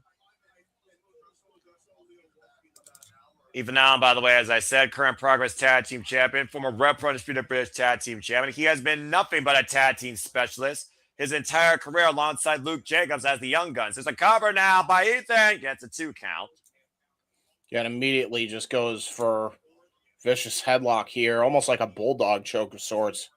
Yeah, again, though, driving all his body weight into the upper spine and shoulder blades of Leo Rush and keeping the man of the hour, or the Blackheart, as you guys is known, grounded. Leo Rush, though, trying to get back up to a vertical base to break this grip. And Ethan Allen losing the grip now. That vicious shot to the top of the head, knuckles first. Yeah. Right now, Leo Rush again, just literally crawling like something out of the dead. Headlock takeover. That was like with a 40 right there. That was some malice there, James. Yeah, it was. That was. Sometimes it's just the most simple but most effective moves in the industry that can get the job done. MJF proved that against Darby Allin. And, of course, we'll be covering MJF versus Darby Allin 2 singles match for the AW World Championship tonight at 6 p.m. Standard Time. Stay tuned, folks. Backdrop by Leo Rush. Finally creates separation with Mr. Allen. Yeah, backdrop driver connects Jericho style there by Leo Rush. And yes, shout out to JJ and Walter. I don't know if they're there, Walter, but I know they're going to be there for the next show in the theater. Well, according to what I heard on the pre-show, they are literally on the way, again, if not already there, but I don't know how long 20 minutes is on the strip. Swinging the minutes, and again, that fury of offense, the speed of Leo Rush. Yeah. With reversal, up the second. Oh, a little slip up there. Ethan Allen throwing off the ropes, and now again, the misdirection with Leo Rush. Sunset flip, roll through, even though, look for the PK, and Leo ducked out of the way. And again, Leo, the evasive nature of the man of the hour with rolling through the kick. Yeah, he got all of that. From 100 in the cover, kick out at 2. Blackheart or not, to your point, he's still the man of the hour, and he just showed why. Good grief, it felt like he was just going faster and faster. Yeah, well, yeah, he did. You see literally the momentum and how much it swings like a pendulum here in this match between both of these men as soon as Leo Rush gets going. Now falling into the clothesline in the corner, dropping Ethan down. Yeah, Leo Rush is just, he has got the craziest look in his eyes, man. Every time Leo has that look in his eyes, it just seems like he's becoming more and more aggressive. It's almost like he's channeling something. Oh, wait! Oh! Straight jacket, crossface applied here. And body grapevine as well. He literally caught Leo running in. Was he playing possum? Might have been. Going for the coquina clutch here. Going to try to finish off Leo Rush here. But Leo Rush, look how close he is to the ropes. Look how close he is. That was on purpose. He got himself close to the ropes on purpose. Yeah, but he also gave him his arm, and now look at the transition here, almost a ground cobra. Oh my God! Now grabbing both arms behind Leo Rush. Shit. And all the pressure on the shoulder blades, as you know now, James. That is some spray. Oh, and grabs the middle rope with his goddamn teeth to break the hold and get a 5 count to his advantage. I guess that's still legally a rope break. It is. Any part of your body on the ropes, that's a rope break. What a weird fucker, man.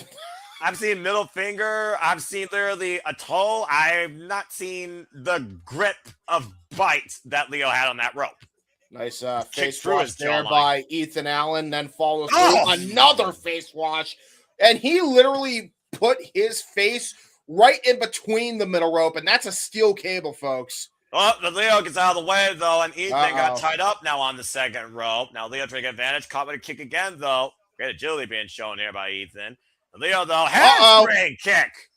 Yeah, handspring kick just took Ethan Allen off the apron. And now I think Leo Rush is hearing those voices in his head. What the hell? What the hell? God, Lope Suicida through the bottom rope, and the voices in his head paid off. What the fucking hell? He got a freaking running crawl up like a damn predator. I don't even know what you call that. And now humans don't move like that. Leo Rush. Oh, man. Power bomb. God, and Leo advances. Oh! A blue thunder bomb got the win, Noah. A blue thunder bomb got a win. And not a full rotation, but nonetheless, I'll consider it. Leo Rush has punched his ticket forward in the Super Strong Style 16 tournament. Ethan Allen eliminated. What a matchup. I'm about to say, it seemed like Ethan was on a never-ending roller coaster with a freaking intense and furious psychopath. Either way, good luck to whoever has to face Leo Rush next. Leo Rush still involved in this tournament, and obviously that means you're not going to see the last of him in Progress. Yes, sir. Very good matchup. Good first round here in the men's version of the Strong Style tournament. Real quick, you mentioned shout out to Podermania. Want to give a quick shout out to an awesome show put on by Dragon Gate USA as well last night, as well as the Pro Wrestling Unlimited hybrid wrestling crossover show that happened last night. Both shows delivered. Both shows had really good matches. Definitely go out of your way to tune into both of those events and our watch along calls of said events if you have not done so already. Good effort by all involved on Wednesday. Well, anyway, as we continue forward here, of course, we've got a momentary break. Of course, Progress Wrestling has worked in conjunction with Defy Wrestling. Every Progress Wrestling chapter, of course, you can also catch on the on-demand service. I know my friend from Cleveland, the Cleaver Con Andrew, has been very high on Progress Wrestling, even before freaking NXT UK even exists. So if you want to look for the best in Progress Wrestling and Defy Wrestling, you want to look at all new shows, look at Emporium Pro Wrestling or GG750, go today to the on-demand service and get hooked on wrestling. I mean, hell, Mystery Wrestling is even on the same damn service. So again, if you want to learn more about Progress Wrestling or even other promotions outside of that, including the French promotion that Ricky Sosa has also been part of, as they play an advertisement for their subscriber service, I highly recommend it. Hooked on Wrestling TV. Anywhere, anytime, on demand. There you go. And all that SoCal Val in the ring. I am looking forward to that. Now I have another service that we might need to look into, to be honest, because we already got Title Match. We got Triller. Might be worth looking into, see if we can get some interviews on the Hooked On network there. Well, from the men of Progress to the women of Progress, time for a Fatal Five-Way. By the way, what did they used to call five-way matches in WWE? I know it's not the same match type. What was it? The scramble, right? It was a scramble. I thought 6 ways were scrambles, but either way, here comes the badass, formerly known as Sammy Jayne, Emersyn Jayne. By the way, it is airing also not only on Triller TV, but also Hooked On Wrestling TV as well. That's why they're promoting it. Yeah, that's fair enough. I see the little watermark there. Good stuff. And of course, Emersyn J, as I said, is involved on the women's bracket side of things in the first ever women's super strong style 16. She will be facing Holly Barlow in the opening rounds of this tournament at a later date. Emersyn Jayne is definitely a tough customer. We've seen her in Game Changer in the past. We've seen her in pro wrestling just go at it with some of the hardest hitting women in the past. She is one tough customer, I'll tell you that right now.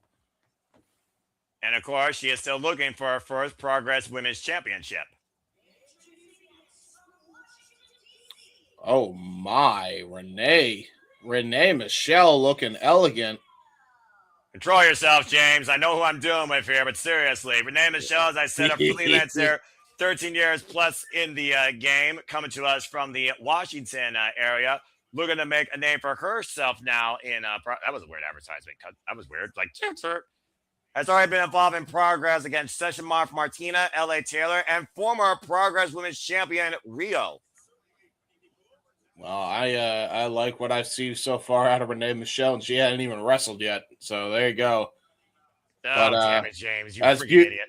As beautiful as you look, you have to also hoop, especially in a Progress ring. Well, she doesn't seem intimidating. And again, it's not her first dance here in Progress, as I said. Now, let's see who joins these two next. We still have 3 more women. Originally, it was supposed to be a fatal 4-way, but Shotzi Blackheart intercepted. And we have 1/2 of Divine Dominion coming in with the AEW Women's Tag Team Championship, Lena Kross. Which is funny because not too long ago in LA, Megan Bain did the same thing in her match with Steph DeLander. Now the other half of Divine Dominion comes out with her set of gold here. The hottest commodity, the colossal, the phenom of progress, perfection, and performance. Lena Kross, a standout down under in Australia. To your point, Divine Dominion is literally taking dominion over the entire wrestling landscape. With an incredible win against High and Amira World on AEW Dynasty's 0 Hour. Now Lena Kross looks to punch her ticket closer, just maybe in the conversation, for the Progress Women's Championship. Yeah, this is going to be a hell of a contest for her to try to combat here. Previously went one-on-one with Rico when she had the title. And here comes the new Pro Wrestling Unplugged Women's World Champion, Mercedes Martinez. And again, we talk about, there's not enough things we can say about Mercedes Martinez when it comes to this journey woman of the business. Quite literally, whether it's shine, simmer, you name it, she's been there. Literally a trailblazer and pioneer of the women's wrestling scene, along with the likes of Serena Deeb as well. Those two 25 years plus. Those two actually legitimately fought for the AEW, for the Ring of Honor, Women's World Championship. And that was her actual last successful defense before losing to the current Ring of Honor Women's World Champion, Athena, setting her record-long reign into effect.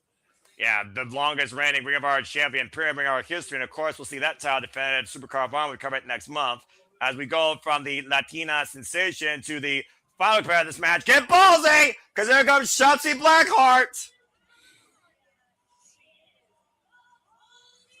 The ballsy badass who might as well be on every show here in Las Vegas, taking care of business her way. And again, as I talked about before, she's already punched her ticket into the quarterfinals. She'll be taking on LA Taylor in the Super Strong Style tournament. Yes, indeed.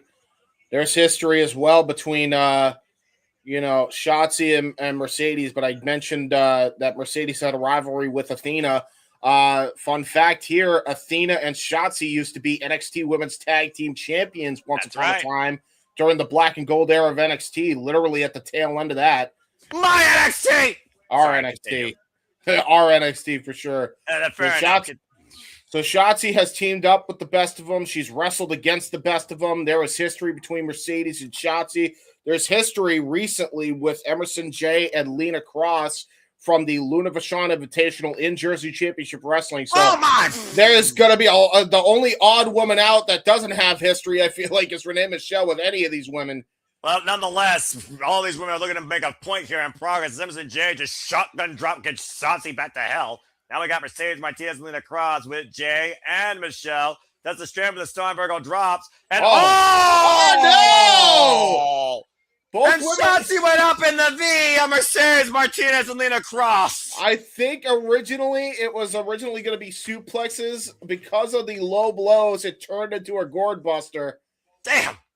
For poor Renee Michelle and Emersyn Jayne. I don't think they were expecting that. Shotzi are brutalizing each other. Renee Michelle though trying to come into play. Kick combination here. Takes Emersyn Jayne and Shotzi back up for a 2-for-1 with the neckbreaker DT. Yeah, that's a Evil Uno special right there by Renee Michelle. Cover off the far leg, and Lena with the save. This statuesque 6-foot-tall athlete. Yeah, really. Athlete is the word, by the way. Power recognizes power. Remember that. Go watch the close of Renee Paquette. Oh my God. Just booting her out of the ring, poor Renee Michelle. Nice enziguri, though, by Emersyn Jayne, and a shining wizard to follow that up. Again, history between those two. Yeah, big move by Mercedes Martinez. Don't blink here, folks. You're going to have a beautiful car wreck here. Mercedes Martinez with Emersyn Jayne on the shoulders. And shit. Doomsday device coming up here. I think you're right, James! Drop kick combination with the Doomsday device. She actually took out, I believe, Mercedes Martinez as well, who hit the back of her head hard, coming down with the electric chair drop. Yeah, about to say, it wasn't a regular Doomsday device. It was electric chair drop. So, again, how much of that damaged Mercedes Martinez in the process? All women down except for the colossal freaking Lena Kross. Yeah, one half of the AEW Women's World Tag Team Champions completely unfazed by what happened. Ooh! Nice La Mystica there by Renee Michelle. Yeah, about to say, let's see Renee Michelle here. I might try to tie up Lena Kross in a submission. Wait a minute. What is happening here? Wait, what? Oh, okay. Oh, no. Oh, no. You three. God, look, she's not La Primera, but I will say that's very disorienting. What is Emersyn Jayne doing now? Oh, no. No. What the heck? Okay, this is getting a little bit far. Now, Shotzi Blackheart joining the train of head scissor tie-ups and turning a 4 over. What the? All right. And Mercedes Martinez is taking it in, watching the real run. I can't believe that just happened. Martinez is doing a little film roll. What the fuck? Every woman except for Mercedes running a train. Pause.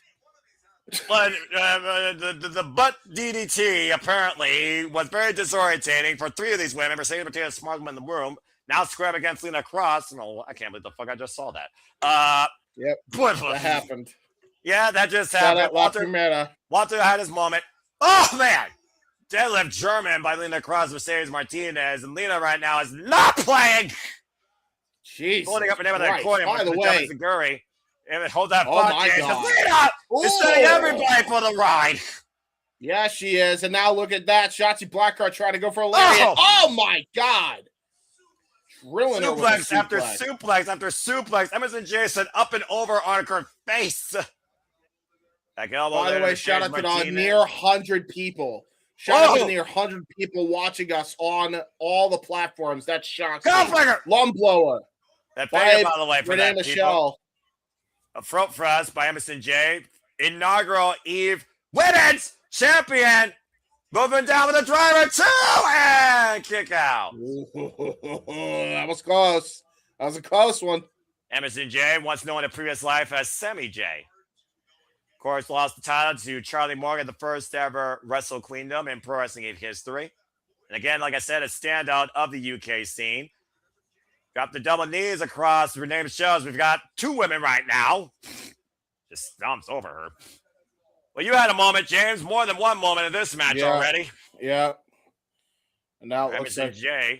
What is the word she's looking for here? As Renee Michelle gets up to her feet, Mercedes answering kind of, Ooh. That was rough. That could have been rough for Renee Michelle. Whoa! Oh! Got tossed into a suicide dive by Mercedes Martinez. It took out Lena Kross in the process, and Shotzi still nowhere to be found. Now Mercedes Martinez, she might be looking for that spider suplex. Yeah, Spider German incoming for Emersyn Jayne. Emersyn might want to hold on. Oh, God. Oh, my God. Face planted right onto the canvas. Full rotation with that one. That core strength for the 25-year veteran. Uh-oh. Wait a minute. Oh, no. That's the Shotzi problem with Blackheart. That's the problem with putting yourself in the trio woe, because now she's in prime position for this. I don't know if the core strength of Mercedes Martinez is going to help her out of this predicament. Gonna go for the Warriors way. Stop, perhaps. Again, though, Shotzi, though, still fighting back. Oh! Oh! Almost a hanging snapmare there, and Mercedes Martinez still hung in the tree of woe. Now Shotzi hoisting her up and hooking her head. Oh, Tower of London. Shout out Nigel McGuinness. Vicious net breaker. And right now, Shotzi going to the Lupe Suicida, wiping out Lena Kross. Yeah, that was smart there by Shotzi. Just launching herself and anybody that freaking breathes or stands. Emersyn Jayne and Renee Michelle now meaning towards center. Opportunity here for either of these women to capitalize. Up with the fireman's carry goes Emersyn. Push off the ropes, though, goes Renee. And again, Renee, great takeover. Oh! Spinning heel kick just completely rocked the jaw of Emersyn Jayne. And Mercedes Martinez, the way that she moves was fun. Planted with a spine buster, though, by Mercedes Martinez. Fine on the pine. We'll roll out D7. Emersyn Jayne. Emersyn Jayne takes it. Oh, my God. What an upset. And Shotzi was right there at the last split second, but 1 second too late. Emersyn Jayne with a huge victory here. Yeah, look at the glares here with these two. Like I said, both these women are still in the super strong 16. Both women looking for their first Progress Women's Wrestling Championship and very well could meet in the finals. I would say that Emersyn Jayne's got one up on Shotzi here, James. I agree with you. And there's any saving grace, Emersyn Jayne and Shotzi on the opposite side of the bracket. So again, if they're going to meet each other, they got to make it all the way to the finals. But a great win for Emersyn Jayne tonight at the Collective. Very nicely done there by Emersyn Jayne. And she had a great cover, too, on that schoolboy. He basically turned it into a Matchbox cover to get that win. Yeah, exactly. Emersyn Jayne, current IPWA International Women's Champion, sends a message to everybody in Progress Wrestling, whether you like it or not. Yep. And she doesn't give a damn who she has to go through. No, she does not. That was awesome. That was a really good matchup. And Guys. That was a last-minute ad. Guys, we will take a quick commercial break. I just wanted to give ourselves a little bit of reprieve for the next bit of entrances here. We'll be right back after this Mania Week trailer. And now for a taste of things to come.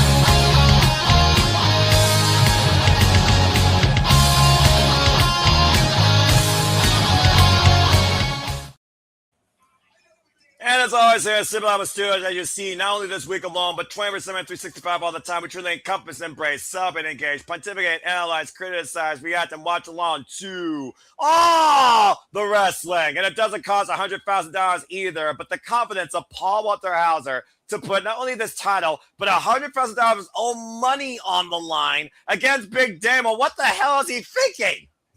Got a death wish. That's all I could say. That's all that's all that comes to mind in my estimation when it comes to that one. That's probably accurate, but to Paul Walter Hauser's credit, he survived a longer strap match of fans bring the weapons 4-way, and he won this title in a 5-way off the former champion Simon Miller.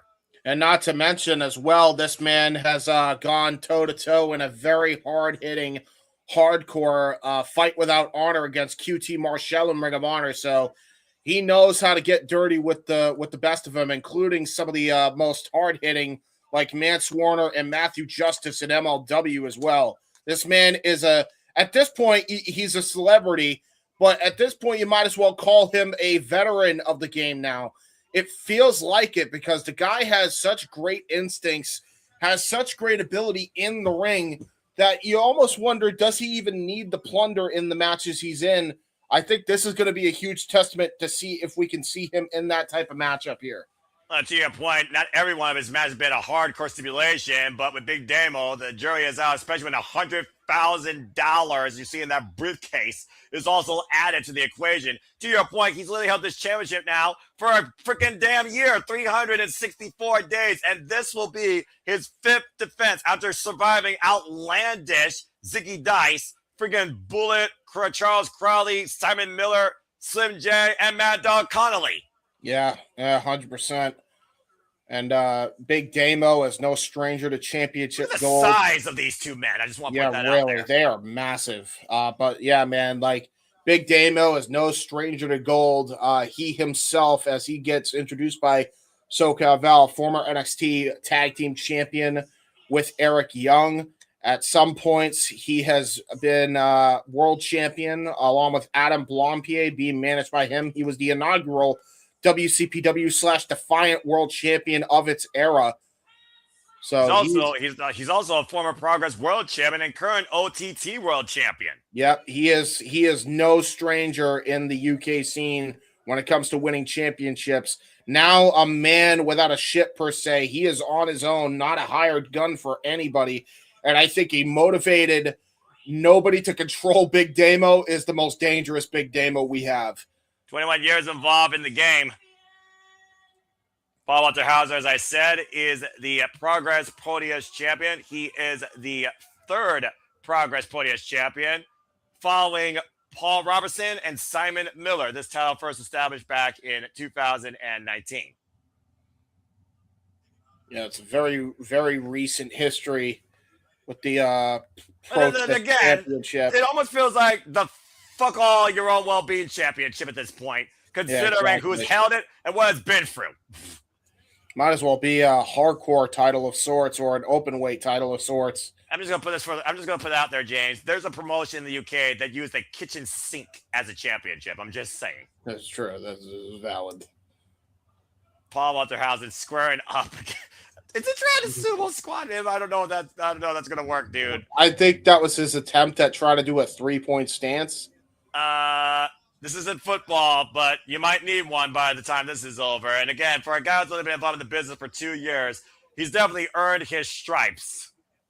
There is a fan that's in the front row that's jaw-jacking with Paul Walter Hauser. And if I were Paul Hauser, I would worry more about Big Damo and the $100,000 in your proverbial wallet.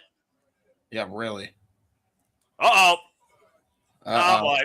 You got a little bit too comfortable there, James. I think so. I think he did as well. At some point, you got to hit the big man. I'm just saying. Yeah. Would you literally put this challenge out yourself? Okay. Why would you slap Big Damo? Why would you do that? This is the moment where Paul Hauser officially fucked up. Hold on. If you're going to do it right. It was at this moment Paul Walter Hauser knew he fucked up. Oh no, and Big Damo teeing off in the corner. Oh my God. Never got your point. The bare knuckle boxing instincts of Big Damo coming to play there. Paul might have been hit with a sledgehammer. Oh my God. So again, $100,000. How much of that is going to be covered by insurance? Yeah, he hit him right in the breadbasket with that one. He might need some serious health insurance because that man going to be coughing off a lot of bread, and that's a big bread basket to hit. About to say, I mean, just look at the size of Big Damo, as I said. He's probably outweighing him close to maybe 70 pounds. Again, just rocking him off the ropes. And Paul right now literally might be out on his feet. Big clubbing shot over the head. That's a huge bitch. Accurate. Big Damo looking to add more gold to his waist and more green to his wallet. Oh God. The steel How do you get cable right ready in the for throat. something like this, not knowing who you're going to be dealing with? I honestly think Paul Walter Hauser may have gotten a little bit too cocky for his britches, man. Oh, boy. Oh, my God. Just dodging disaster with the senton drop and falls with a front kick to the side of the head, rocking Big Damo. Yeah. Well, everyone's the same height when they're on the mat, James. Yeah, I was Senton about to drop by say. Paul Walterhausen. Yeah, this time Paul Walter Hauser hits it perfectly. I got to tell you, that was one of the sloppiest thrust kicks I've seen by anybody. And I like Right? Paul, but that was not even a super kick. That was not a thrust kick that was hit of any kind. He just Inside kind of Russian leg sweep. tapped him with his foot. And you know what? All it takes was a tap, I guess. And then falling with a diving headbutt to Big Damo's heart. Again, at this point, he's playing with house money. He's the one that put the gamble out there, all right? So Paul Walterhausen is literally going to bankrupt himself if he's not careful. Yeah, to your point. Absolutely the case here. Oh, God. And also be without a title. That is an angry, angry man. That is not wise. Chopping No, Big it is Damo. not. It is not wise at all. You need like a frying pan on high to hurt there. Uh-oh. Oh, boy. Oh, God. Just look at his face. Just look at the face. He knows. I'm about to say. Oh, my God. My Lord. Oh, my Lord. Well, he definitely took a page out of the Walter playbook. Oh, my gosh. Nearly killed him. Oh, it's out again. Yeah, he's just like, hey, I like Gunther's style. I'm going to steal that. Oh, that was in the front, actually. I mean, just stay down, man. Just stay down. No, that's the problem, man. Paul Walter Hauser's way too prideful. You know, you ever heard the phrase "pride before the fall," James? I'm just saying. Yeah, true. And those chops debilitating, collapsing the chest cavity of Paul Walter Hauser. Now Irish whip off the ropes, popped up and planted. Oh my God! Oh, God. Oh my God! Oh, leaping elbow drop. Turn this over. Oh. How he got his shoulder up after a leaping elbow from a man that size is beyond me. By the way, Damo got some hops on him. He literally leapt into the air. Like, I would have been down for the three. I'll tell you what. Take a look at the replay here to your point. Drop down hard and jumping elbow drop to Paul Hauser's heart. The only way I see him kicking out is the fact that his left shoulder wasn't covered. Yeah, I love the fireman's carry, hoisting up that hall of dead weight practically. And again, to your point, Paul Hauser does not care about his own well-being. That's how he's made his name in wrestling. Nice big boot there. Oh, kind of a spine buster. Everything had left to cover and kick out at two. That was kind of like a leg trip drop. I don't even know if you could call that a spine buster. He wanted to hit a spine buster, but couldn't even get the big man up. He damn near collapsed when trying. I'm about to say 240 pounds, 5'8". Paul freaking Walterhausen, trained by Paul London against Big Damo, tell the tape, 6'3", 310 pounds. Big overhead right by Big Damo. Now Paul Walter perched on the top rope, and I sense disaster. Yeah, I do too. I hope that raise reinforced versus the steps on the outside, James. Yeah, really. That's a 900-pound superplex! Holy fucking shit. He had a snap version. That was right on his head, neck, and shoulders, dude. Paul Walter Hauser may have just gotten really screwed up here. Referee immediately checking on Walter Hauser here. And maybe the death note here. Again, when you literally gamble with your freaking heart versus your brain. Yep. And again, you see the way that Paul Walter is still staying in play, though. Not going to the outside of the ring, which I would do for my life. Yeah, really. I would Big Damo screwing him up, and oh, no! Oh, he used the referee to his advantage. He just brought the referee as a shield. And the referee got squashed in the middle. Oh, and a low blow! Oh, my God. Right in the Big Damos. I just stuck him out, too. Are you kidding me? Yeah, that's all she wrote. I can't believe we both have the same thought. That's crazy. Matchbox cover after a low blow. Paul Walter Hauser survived, not wins, survives Big Damo and wins or retains the Protest Championship. And $100,000 of his own money in the process. Good job, buddy, I guess. Well, it damn sure wasn't pretty, but it still led to victory. That's one hell of a pay window. Yeah, your own pay window. About to say. How much interest he's getting back on that investment? Yeah, probably a couple $100. Oh, now he's got a microphone. How you feel? I said, fuck you. Fuck you. That was the most deadpan fuck you I've ever heard in my life, bro.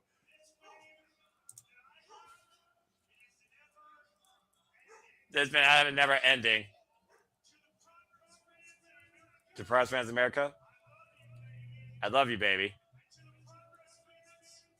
In Press Fans UK,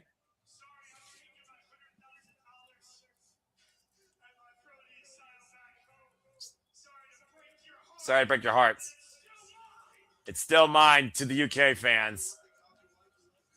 You know, I think Paul Walter Hauser likes to hear himself more than all Igor and Page. A little bit.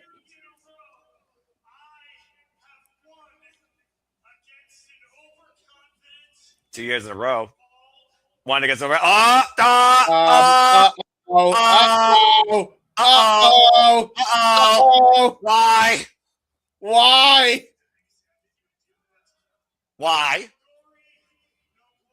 But buddy, buddy. You might want to turn around. Hello. Hello, for Hauser, but Simon Miller. Jesus. You knew this was going to happen at some point again. And he's about to get tossed into the ring. Oh, no. I'm about to say, time to face the music, Paul. Big Damo didn't come here to lose via low blow. Damo was so close to winning that title. And he literally stole it. Kick the midsection. Uh-oh. Oh, no. Oh, no. Yes, TKO. TKO incoming. Oh, no. Wasteland into the title. Oh, God. Swenton. And he's not done yet. On the second Damo bomb. Damo bomb. Hauser crushed. Well, you remember how I said Paul Walter Hauser survived Big Damo? Yeah. And it's gone. Oh, no. The crowd champ one more. No. You masochist. No. Not again. Oh, God. And it's mega gone. Oh, my gosh. Someone get a freaking spatula and scrape Paul Walter Hauser off the mat. Paul Walter Hauser's dead. Somebody call his parents. Somebody get the body. Well, until later, as we got someone over the microphone. Pray for the Buffalo good attendance. I think we're even. Wait. Except for one fig. He's got $100,000, right? Oh, shit. Wait, where's the money? Oh, no. Wait. Is he actually going to... Wait, this is you're committing theft. This is grand larceny. Hey, theft! You're accomplice to a crime. You can't help him. I mean, I think Damo earned it. This is grand larceny. That's $100,000 in that suitcase. Uh-oh. Wait, what? I mean, he came all his way.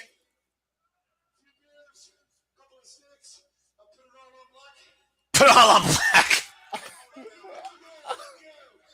Well, it looks like Big Damo's going to have a hell of a night in Las Vegas as he just got a $100,000 payday thanks to Simon Miller at the expense of Paul Walter Hauser. Well, wait a minute.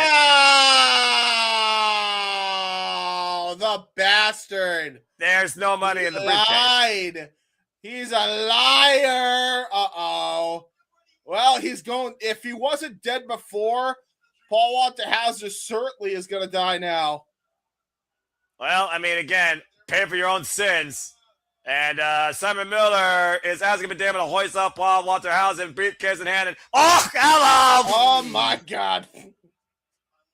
I love it. Oh, my gosh. Oh, God. Oh, he's going to sit on him? I mean, you know, take a nice seat here. Why not? Well, he may not have got the pay window, but at least we had a moment with Big Damo. Yeah. I mean, yeah. I mean, I feel like this could be a future tag team here between Simon Miller and Big Damo. I mean, two big bald guys. One super muscular, the other one big, meaty, and heavy. I mean, it could work in a bygone era. Why not? Make it happen. Anyway, Paul Walterhausen escapes, and I mean literally escapes with his title and his money. Did he? I think he might need to use spend the $100,000 on insurance. I don't know how much Las Vegas insurance is. Oh, in Vegas, it's a lot. I'll take your word for it. At least he can still walk on his own 2 feet. I wouldn't get too comfortable with that. I don't think we're done by a long shot. He's still got a lot to go, I'm sure, in Las Vegas. Poor Speaking guy. of, since we're talking about bald people, shout out to Carlos Estrada from the Wrestle Collective. Shout out C to the Low 77. Oh, you can check him out on the Raw review and also Wednesday Night Chaos. After Raw and after Dynamite, where he reviews both the Monday and Wednesday shows. There you go. There you go. Well, with that being said, we only have 2 matches left, and they are semi-main events. One having the occasion for the women's strong style tournament, the other one being the Progress World Championship. SoCal, take it away. There you go, folks. Yes, let's bring the women on. This was the match I was looking forward to the most. Are you ready? If they're semi-main eventing, and that was the cool-down match just now, which was still entertaining as hell. Buckle up. Yeah, this is gonna be great. There's a reason why these women are semi-main eventing. All right, let's see who comes out first. Player 1 or the leader of the pack? We wait, of course, our introductions here. And as I said, the winner of this match, oh boy, Rhio! Top of the food chain, leader of the pack, the owner of the Pride, former Eve Women's Champion, former Progress Women's Champion, Rhio. 29 years of age, 9 years involved in the game with a background in karate and taekwondo. If you look up women's British wrestling, she is there at the top of the page. Jesus. Okay. Yeah, that's you just saying those accolades alone makes this woman a bad motherfucker. PCW title, Progress, Eve, fourth rope, and ICW World Women's Champion in her illustrious career, current ICW World Heavyweight Champion. Yeah, man, that's a hell of a resume here for Rhio. She's one of those women that has literally taken this industry and the UK by storm. Hanging with the likes of men like Dereiss, Kanji, Emersyn, Jay, Alexis, Falcon, Trent Seven, and of course, Nightshade, where she won the Eve title, and Myla Grace, and Sky Smithson. I mean, and Killer Kelly. Just you stating all that right away, I have to say this because, like, I feel like for me, this is like the thing that really stands out for me with it when it comes to Rhio is that karate background. That means she's a kicker, man. That means she hits hard. Take a look at the size, James. This is your first time visiting Rhio. You're in for a hell of a fight. Oh, no, I bet. I believe you there now, good sir. Yeah, Rhio, as I said, former Progress Women's Champion. She actually held this title through 2003 for 2024. 434 days. Ready up, player 1. Time for a rematch, though, with Vert Vixen, who lost to Rhio when she was Progress Women's Champion via countout. You see the intent in Vert Vixen's eyes, looking to avenge a loss from December that night in 2024. Player 1, as I said, also with a background in karate and taekwondo. Also came from a softball background. Okay. And of course, they stand out from Texas. These two are going to kick and hit hard then. Damn, I did not. This is going to be a kicking match. This might turn into a kickboxing match halfway through here.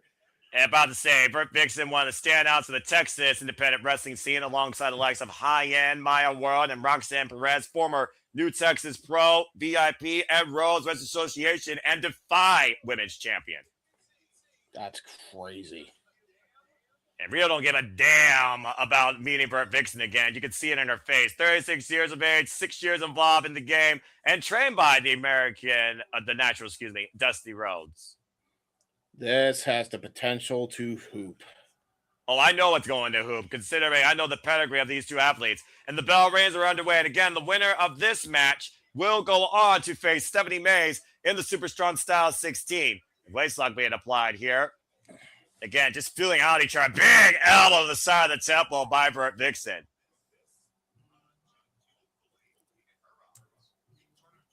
And of course, Vert Vixen and Rico looking for the big win here, much like Leo Rush. Again, it's the first ever Women's Strong Style 16 tournament, though.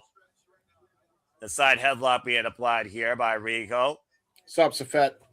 Good to see Safet in the chat. Of course, Rio coming off a great win, by the way, on Bruised and Battered in Pro Wrestling Eve just recently. And Session Martina may want to watch out because this line may want her prize possession back sooner rather than later. Right now, both women on the apron here. This is dangerous. Uh-oh. Oh, no.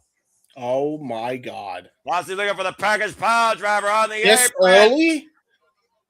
About to say, you see the way the leverage on the road. Swing and a miss, and Vert Vixen caught it. Okay. Oh, God. Oh, my God. Just immediately drilled into the apron. With I told you about the rivalry. So, I mean... Yeah, no love lost with these two. Not at all. Oh! Vicious drop kick, shotgun drop kick by Rhio. Follow up knee strike in the corner. As I said, the last time they met each other was on opposite sides in a 6-woman tag in 2025. Oh! There's an last year in April. Suplex by in Las Rhio. Vegas, ironically enough. Yeah. Drop kick, cover, 2 count only. Not too bad. Both of these women are also to blame for last year in Vegas for the Progress Women's title in a 3-way that Nina Samuels was able to escape. Of the fireman's carry. Possibly looking for Death Valley Driver, got countered. And Riho right fall in the corner, sidestep by Vert Vixen. And Vert Vixen right now with the waist like a German. Jesus, short range German as well by Vert Vixen. And Vert Vixen falling through. Big kick in the corner. God. She got all of that Yakuza kick and now going to go for, Tria Woe, perhaps. I don't like the looks of this. Big woman, as I talked about before. Right now, Rico not looking in the best shape in the early going here. No, she's getting mollywopped here by Vert Vixen. Oh, my God. Oh, my God. Baseball slide. Oh, my God, right to the mush. And Riho coming off the win against Emersyn J and a recent defense of the ICW Welterweight Championship against Leighton Buzzard. And there's the cover, hook of the leg, and a 2 count. I don't think, though, that Riho is anywhere near done yet, but you can tell how spiteful Vert Vixen has been, showing a new side of her tonight, it feels like. Yeah, no question about it. Man, she's a woman on a mission here. I would love to see Vert Vixen challenge Chris Statlander for the Eve International Championship. Oh, my God. I'm just saying. Yeah, that would be a good one. We got a Call an Eve show, too. I wish there was one around this time, too. Well, they just had one on April 10th, so go follow Pro Wrestling Eve's YouTube channel, become a member today, and let's definitely do it. Oh, God, what a vicious elbow. Throwing up the ropes. And hard to count! Oh, snap Michinoku driver there by Vert Vixen. Side press 2 counts. Yeah, got the hook to the far leg. That was a great cover. That was all hard for Rhio to be able to kick out of that because her back of her head landed hard off the canvas. That Michinoku driver was flush. Dead set on ending Rico's chance of becoming Progress Women's Champion again and getting a long overdue, sought after, vengeful win. That's Vert Vixen for you. Vert Vixen, of course, who's traveled and wrestled all over the world, whether Japan, Ring of Honor, whether Texas, America, you name it, she's been there. A standout from the Texas independent scene. Former Spark Joshi champion, North Pacific. And they clearly don't like each other. There is no love here. There is no sportsmanship. That's been completely completely established in the early going here. And big boot again, but the heart, though, of the Lioness, Rhio driven down the outside of the ring, and Vert Vixen right now thinking our next game plan. At this point, I don't even think you can call her player one. I think she might be the final boss as she goes for a Lope Suicida. Got all of it. Nicely done there by Vert Vixen. Vert Vixen looking to become literally the head of the pack. And now Vert's got to send Rhio back inside here. Yep.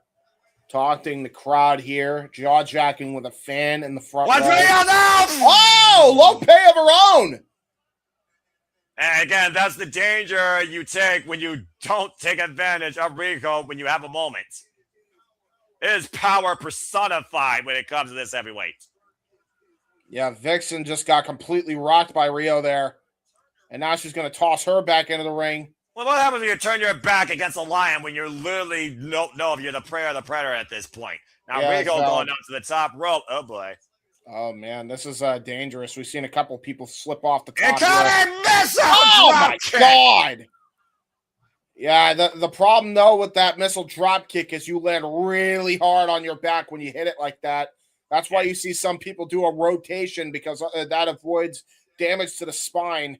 And to your point, you see the way that Rhio is unable to capitalize, putting all of her body force of that drop kick and landing hard on her back. But Vert Vixen was literally driven to the other side of the ring. Rhio, by the way, is a two-time Progress Women's Champion. She lost the title October 2025 to Ray Leverkusen, who is now, of course, WWE.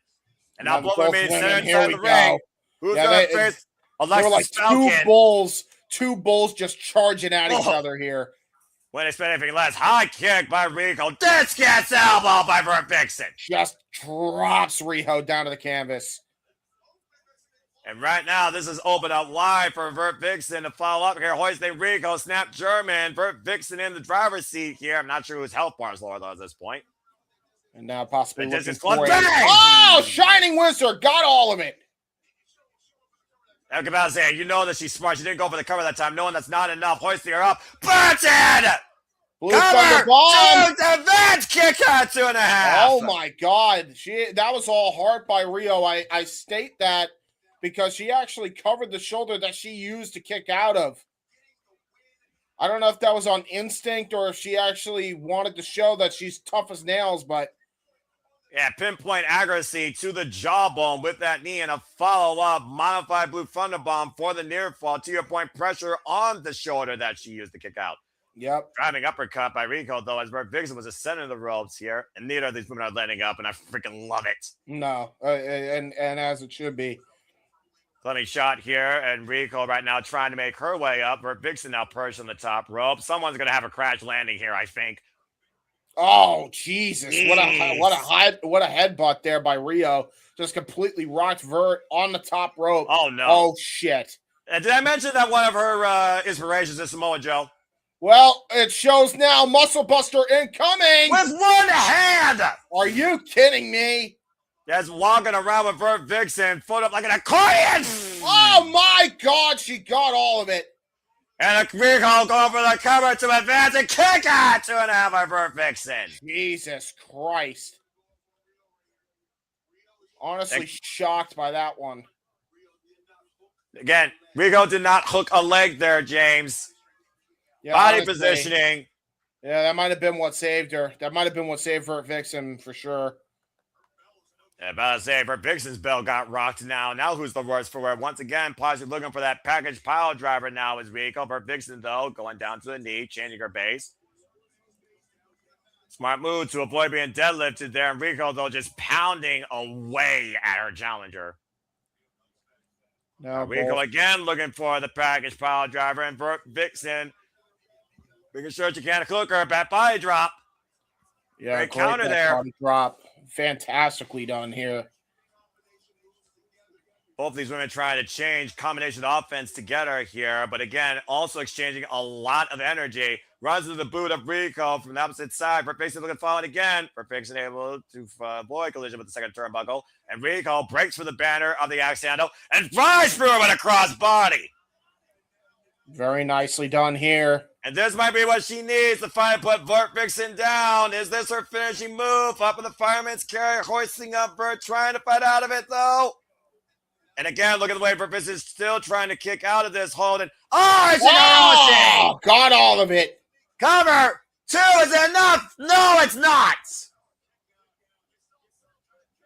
You saw the way that Proteus was trying to kick with her legs the entire time she was in that hold, James, and I think that helped a little bit on the impact of Ushigoroshi. I think so. I think that's exactly what that was. Yeah. I think that was intentional. And right now, the lower body strength trying to come into play, and Rico's still favoring the small of her lower back. Can she lift up her Vixen, though, for the package pile driver and put this one away and advance in the strong styles of the tournament? For Vixen, the roll-up, though, since the cover ways, Rhio able to escape. Big elbow clocking the former Eve champion and Progress champion. Hoisted up, Rico out of the back door, waist lock applied for Vixen, holds on to the ropes, a Kana roll attempt, deep roll up by Rico, Vert kicks her off though, Rico though off the ropes. Roll through there. Deep roll up. Now for Vixen, both women in position, Rico with the cover. And that was close. That was close. Clocked it with that boot. Follow through with the lariats. Yeah, vicious lariat there by... And now, finally, we're going to follow up here after the clothesline to your point, James. Looking to hoist for Vixen. Package pile driver. Jeebus Christmas. Game over. Rico advances. Rhio sure as hell advanced. What a match between these two women. Woo. Very well done. Rhio looking to become a 3-time Progress Women's Champion. Alexis Falcon, you might be getting a dark omen for your future. Let's take a look at the update. Let's take a look at the replay here on this finishing move. Again, Vert Vixen crushed. Dropping Vert high on the back of her head and neck. There was no way she was kicking out of that. No way. That was an academic finish. Yeah, it was. And a great damn match as Vert Vixen very, very close to upsetting the leader of the pack. I can't wait to hear Rico's backstage comments some point. Again, Rico advances in the Super Strong Style 16 quarterfinals and will face Stephanie Mays in the next round. Yep. Very well done by both women involved. Yeah, great respect by the fans. Respect to Vert Vixen. Respect to Rhio. That's professional wrestling, damn it! Yes, it is. And I'll tell you what else is professional wrestling, guys. This entire updated watch-along schedule right here on the Simply Reliable Studios. Check this out. And now for a taste of things to come.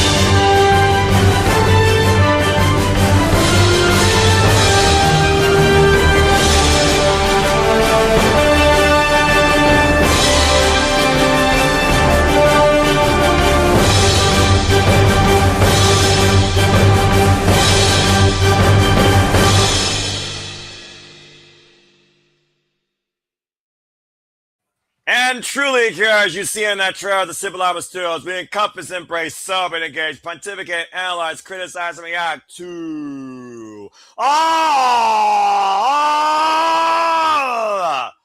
the wrestling. And I hope you all have had an incredible time with the Progress Wrestling Show here tonight as we get ready now for our Main event! And shout out to Walter Cruz. We got a picture with Lena Kross at the Collective right now as we speak. There you go. Forward here and they enjoy the festivities at the Horseshoe. James, this is it. It's time for the Progress World Championship match.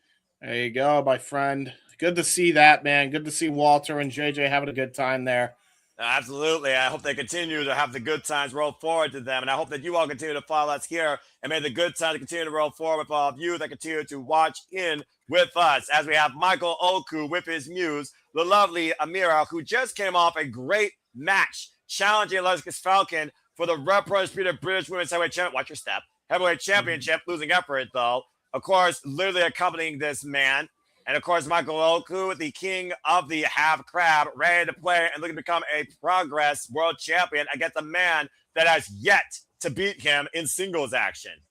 This is going to be a hell of a match, man. These two are world-class wrestlers, world-class athletes. They know what they need to do to win a big match here.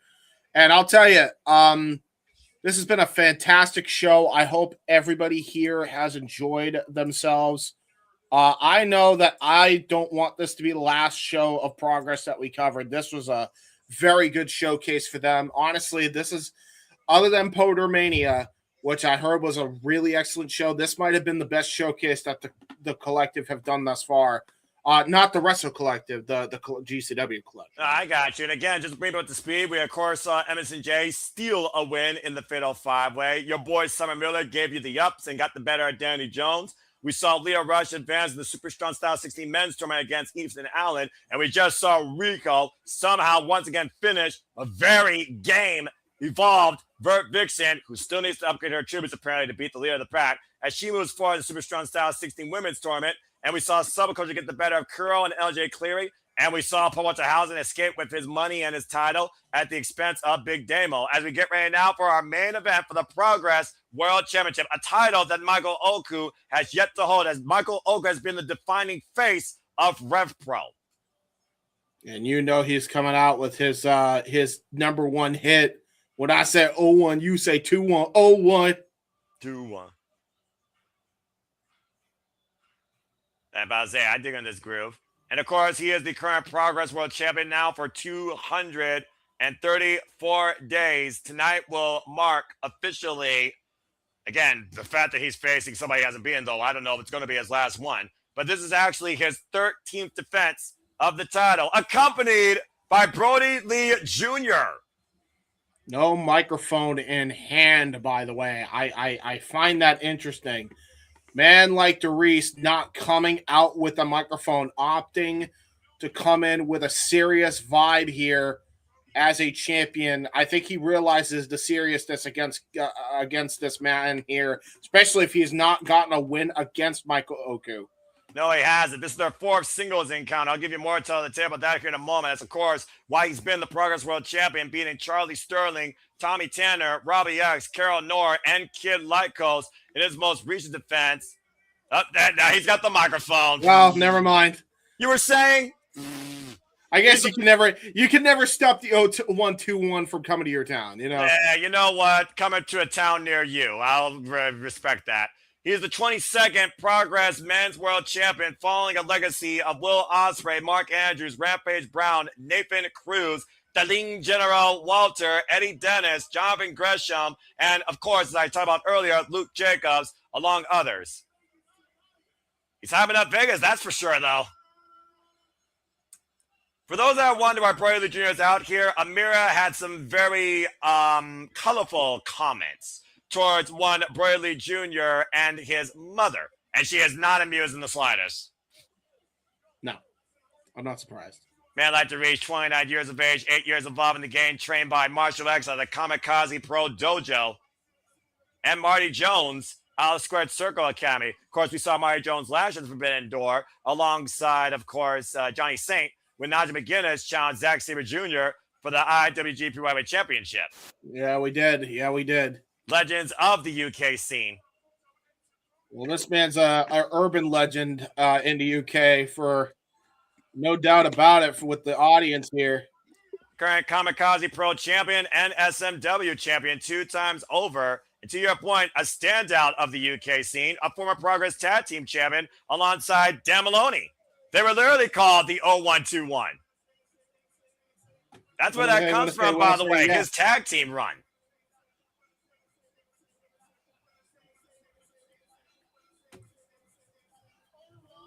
Two one.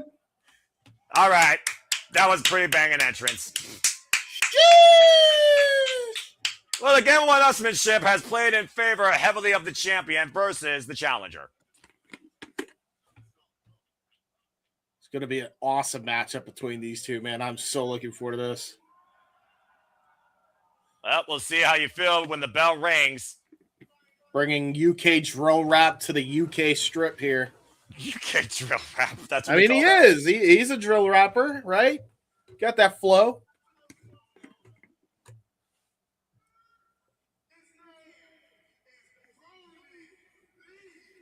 Introducing Burley Jr., who, of course, as you mentioned, James, will be on Joey Janela's spring break, taking on Joey Janela. In the main event, by the way. His debut singles match is the main event of a pay-per-view. Arguably GCW's biggest pay-per-view of the year. Yeah.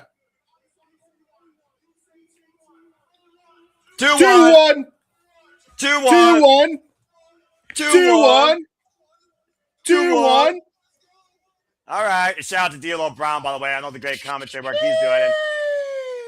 And again, I like this guy's game. And again, I hope you all have enjoyed our game here of commentary. Again, it's been an absolute pleasure being back here as the OG duo here with James Hebert. I hope you've all enjoyed as we go to SoCal Val for the introductions of our main event. Let's get serious here, folks. Yeah, I can't believe that right after in a couple hours after this show, the OG three-man is going to be back together for one show only.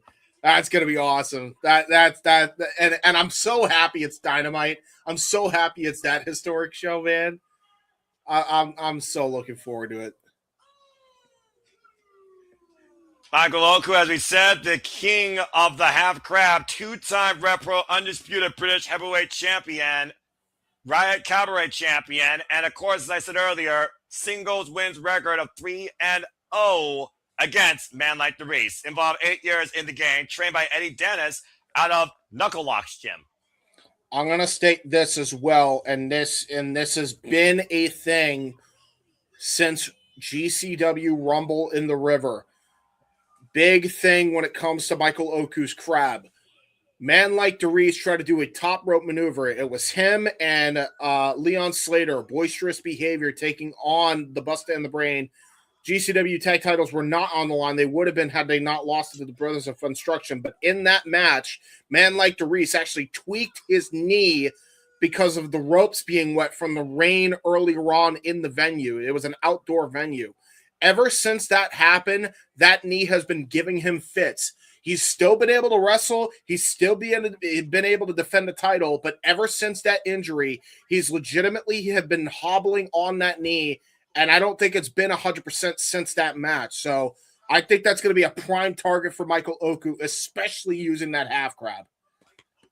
And of course, Michael Oku, the first time these two men met each other one-on-one. Okay, getting a little bit volatile here. Whoa. Was 2021, and the last time they met each other was I want to see Amira versus Brody Lee Jr. That's the match I want to see. You want to see a kid get assaulted? I want to see. Hey, listen, it's a woman versus a kid, but it's a boy, so it evens out. I guess. I mean, I'm about to say, if I'm Amira, I'm going after Brody Lee Jr. and spicking his ass. The fact that he's even in this match. Anyway, hey, you can't say that nowadays. You can't say that nowadays. Oh, that's right, because apparently playing a child apparently is considered a crime. It is. It is now. Pathetic. There's ways to do it that you don't need to use physical. Yeah, I'm not going there. Progress World Championship on the line here. Here we go. The last week's two major was literally last month at Red Pro High Stakes, and Michael Oku won.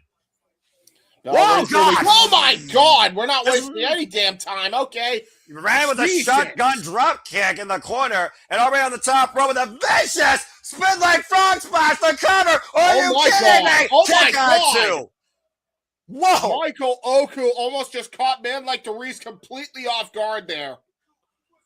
Oku was going for the kill shot. Yeah, he was. That was instant, and that completely just turned the tide in Michael Oku's favor, dude. Holy.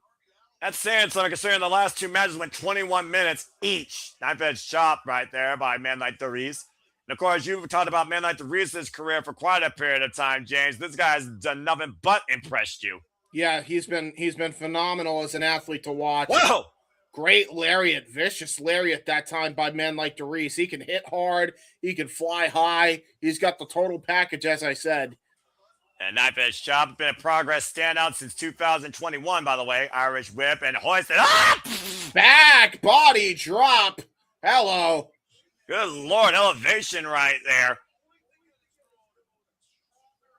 Two of the best in the UK scene right now, and men like Dereiss and Michael Oku. You'd be hard-pressed to find two men better in the UK wrestling scene than these two. And about to say again, these two have known each other for many years across the UK scene. But again, Michael Oku has always had the better of men like Dereiss. Looking for the Irish whip. And again, we know how important, how valuable that muse of Michael Oku is in his corner, Amira. Shout out, Rib Shot. What's up, my guy? I love seeing you in here. To the side of the head. Good to see Rib Shot again. Thank you to everybody, by the way, in the chat. Please like, share, subscribe, comment, tell a friend. If you want to get into the conversation, super chat, pay up, as simple as that. And Michael Oku set up and over, and I think he cut me like Dereiss with a sling blade across the top rope. Yeah, he did. He got him with a sling blade on the top rope. That's a steel cable. I got to reiterate, folks. That's a hard landing for a man like Dereiss. And by the way, shout out to the 110 of you watching us cover British wrestling. I loved seeing that. And we got to do more of this British wrestling and UK wrestling and women's wrestling after this. That's all I got to say. Drop kick out of the corner. Missile drop kick, and he connected flush with it. There's the half of the far lane, the back press, and a 2 count on men like Dereiss. Yeah, Michael Oku has been dominant from the word go. The minute the bell rang, this match has been under the firm control of the master of the half grab. The fact that man like Dereiss went through, well, you talking about the tournament earlier, James. Last year, man like Dereiss won the Super Strong Style tournament against Leon Slater and went on to beat Luke Jacobs in a tables, ladders, and chairs match to win the Progress World Championship. Yep. And those two formed such a respect in that tournament and that match against each other that Leon Slater and men like Dereiss formed boisterous behavior. Another knife edge chop right now, just wearing out the man like Dereiss, the current Progress World Champion, the 22nd Progress World Champion. Again, Michael Oku, the face of Rev Pro, 2 times over. Man like Dereiss, first time ever, the face of Progress. And he's held this title now for 234 days. This is very much a dream match scenario for fans of the UK scene right now. No snap kidding. there. Oh, man. Rock kick right to the back of the head. What a fake out cover, hook on the far leg, and then Tsuka. To your point, he laid in chop him, he snap mirrored him and dropped him in the back of his head. That blind shot, you have no idea how to prepare for. Yeah, that's comes with and there's a nerve in the neck there that absolutely can hurt you. Like that can paralyze you if you get hit the wrong way. Yeah, of course, we know that Michael Oku doesn't go for a cravat or a crossface. He goes for the legs, particularly the half crab. Now dragging him in like Dereiss towards center. Yeah, and look at this. He's going for the leg that got injured in that Rumble in the River match as well. So he's gonna target that leg for the entirety of the match. Watch. Oh boy. Now we play. Turn him up. Whoop. And up kick though. PK. Yeah, man like Dereiss tried to shove him off and just got kicked right in the chest as a result of it. Now look at the rethink his strategy. Man Dereiss come back in with the chop. And again, man like Dereiss not looking to once again be another statement in the career of Michael Oku, looking for his first singles win against this man. A sidestep out of the corner, up on the second rope, and it's big blockbuster. Yeah, right off the second rope. Great blockbuster, great execution there by man like Dereiss. Well, man like Dereiss has also been one of those people that I think people also have underestimated, even during his run as the Progress World Champion. I mean, hell, he has a win over Charles Mason. Jackknife flow recover. Reversal by man like Dereiss now. Deep roll up. Michael Oku now both man tower position. Center of the ring. Flash for grab at a time. Kick out at 2. There you go. Oh, God! Oh, what a vicious back elbow strike by man like Counter Dereiss. back press with the front leg. Almost was a hidden blade. Shout out to Will Ospreay at 2.5. A man that's been heavily influential in both these men's careers. Yeah, 100%. Michael Oku with a hellacious kick out. Again, that basically was a hidden blade there by man like Dereiss. These two, the top dogs in their respective companies. Michael Oku of Rev Pro, man like Dereiss, the Progress World Champion. Bam. Yeah, that was a hidden blade for sure. Turned him inside out, ass over tea kettle. Poor Michael Oku. Inside out, upside down. And now, man like Dereiss looking to hoist up Michael Oku, possibly for a pile driver. Coming shot to the back of the head and neck. Now Oku on his knees. Yeah, Oku, you'll notice, is actually using his lower center of gravity. That's such smart strategy. And now he's able to tell the tape here to your point. We're looking at two agile hybrid wrestlers. Michael Oku, only 6 foot, 176 pounds. Man like Dereiss maybe outweighs him, but about the same height. Yeah, 200 pounds actually. Yeah, it's really not that big of a difference with these two. Locks the arm. Big elbow. Overhead parry. Oh, wow. Man like Dereiss though somehow German suplex release. Great German suplex release. Here we go. With drop kick. Good drop kick by Michael Oku. Uh-oh. Half crab coming up here. Now we play. No, not yet. Rebound off the ropes. Wait for the PK again. Man like Dereiss. The kip up. Escape. Catch him. Cut out nowhere. Spiked him on his head. Yeah, he did. Jesus Christ. And Amira can't believe it.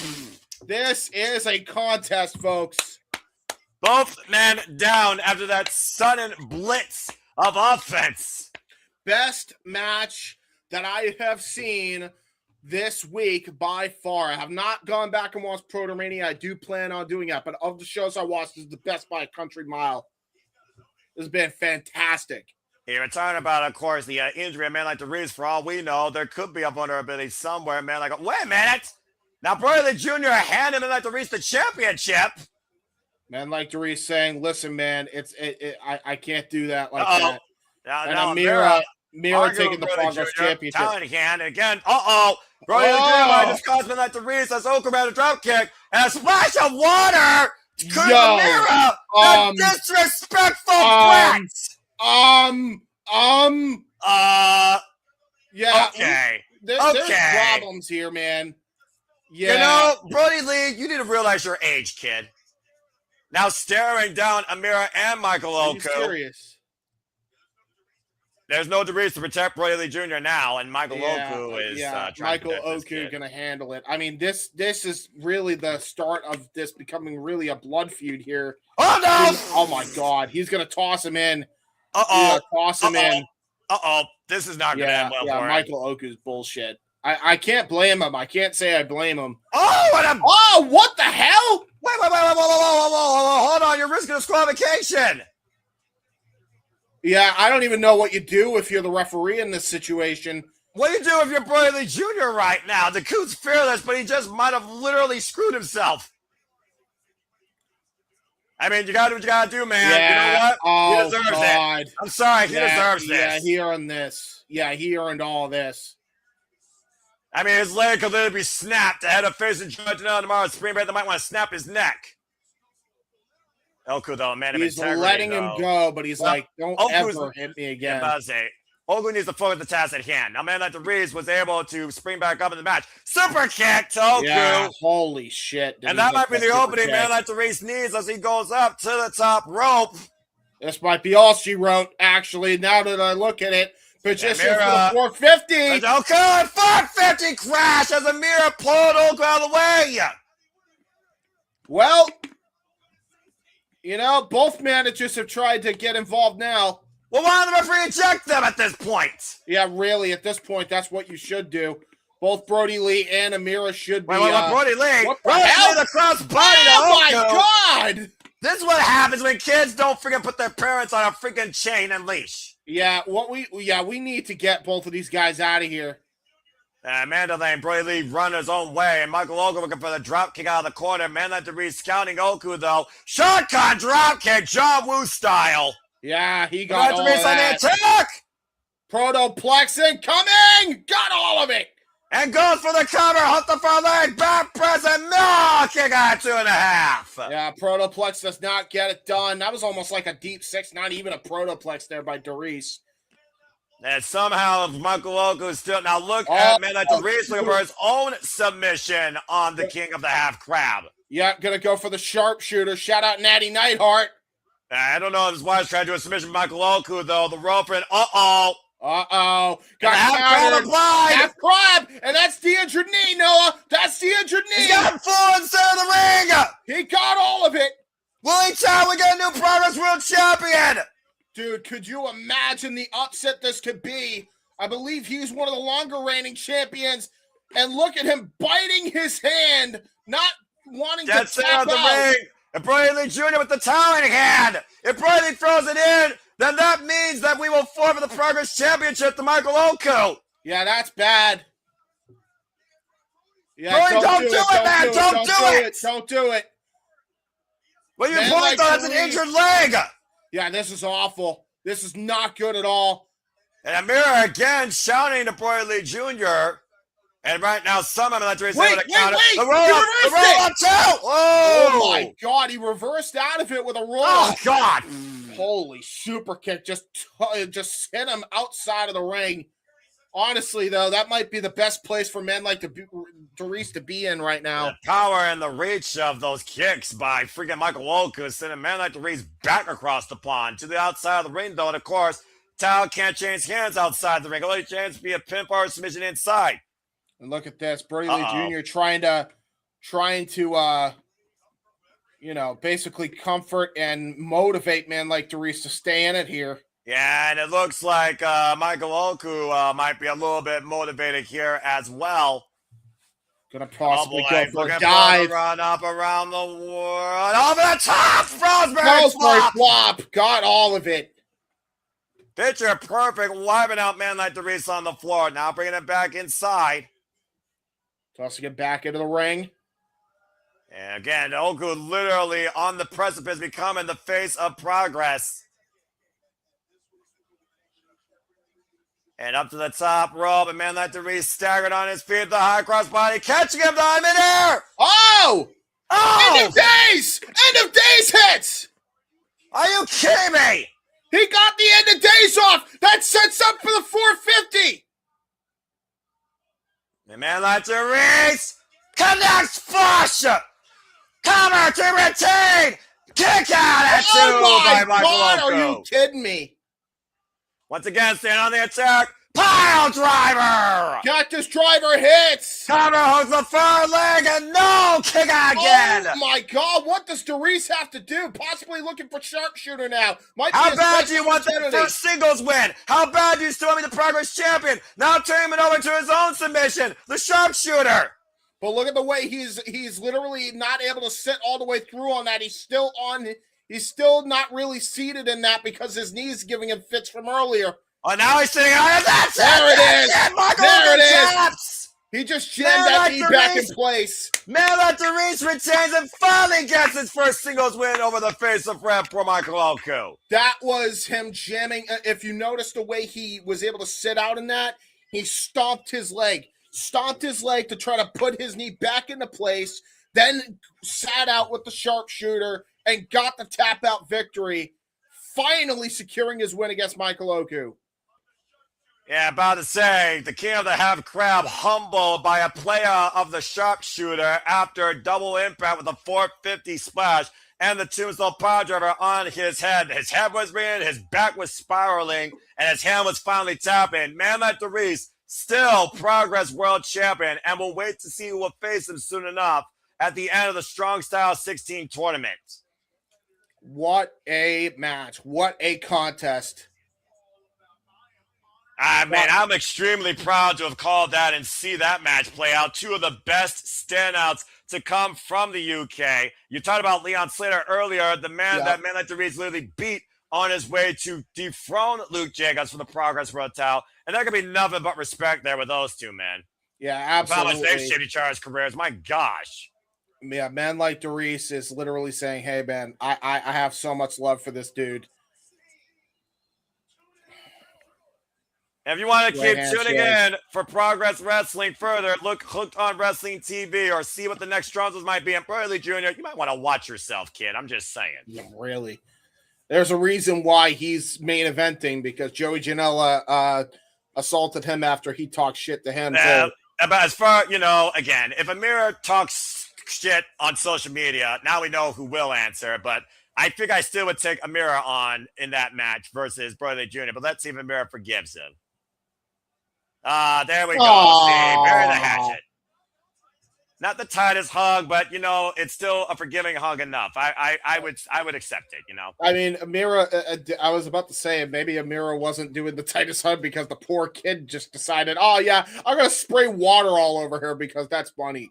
Well, I mean, to be fair, to see somebody embarrassed like that, it could be someone's entertainment. But regardless, I hope you all were entertained by this watch along. Courage to GCW Collective. Courage for the first time ever we covered Progress Wrestling. As we continue to progress all the way through WrestleMania week, we will see you in just under 2 hours for our AEW Dynamite Spring Breakthrough Retro Watch Along coverage. For James Hebert, I'm Noah Foster, reminding you as always to make a positive impact in life. Have a good night. We'll see you later this evening for AEW Dynamite. James, cut the fucking feed. It's been a pleasure calling Progress Wrestling with you. Yes, I agree, man. Let's go. Have a good night, folks.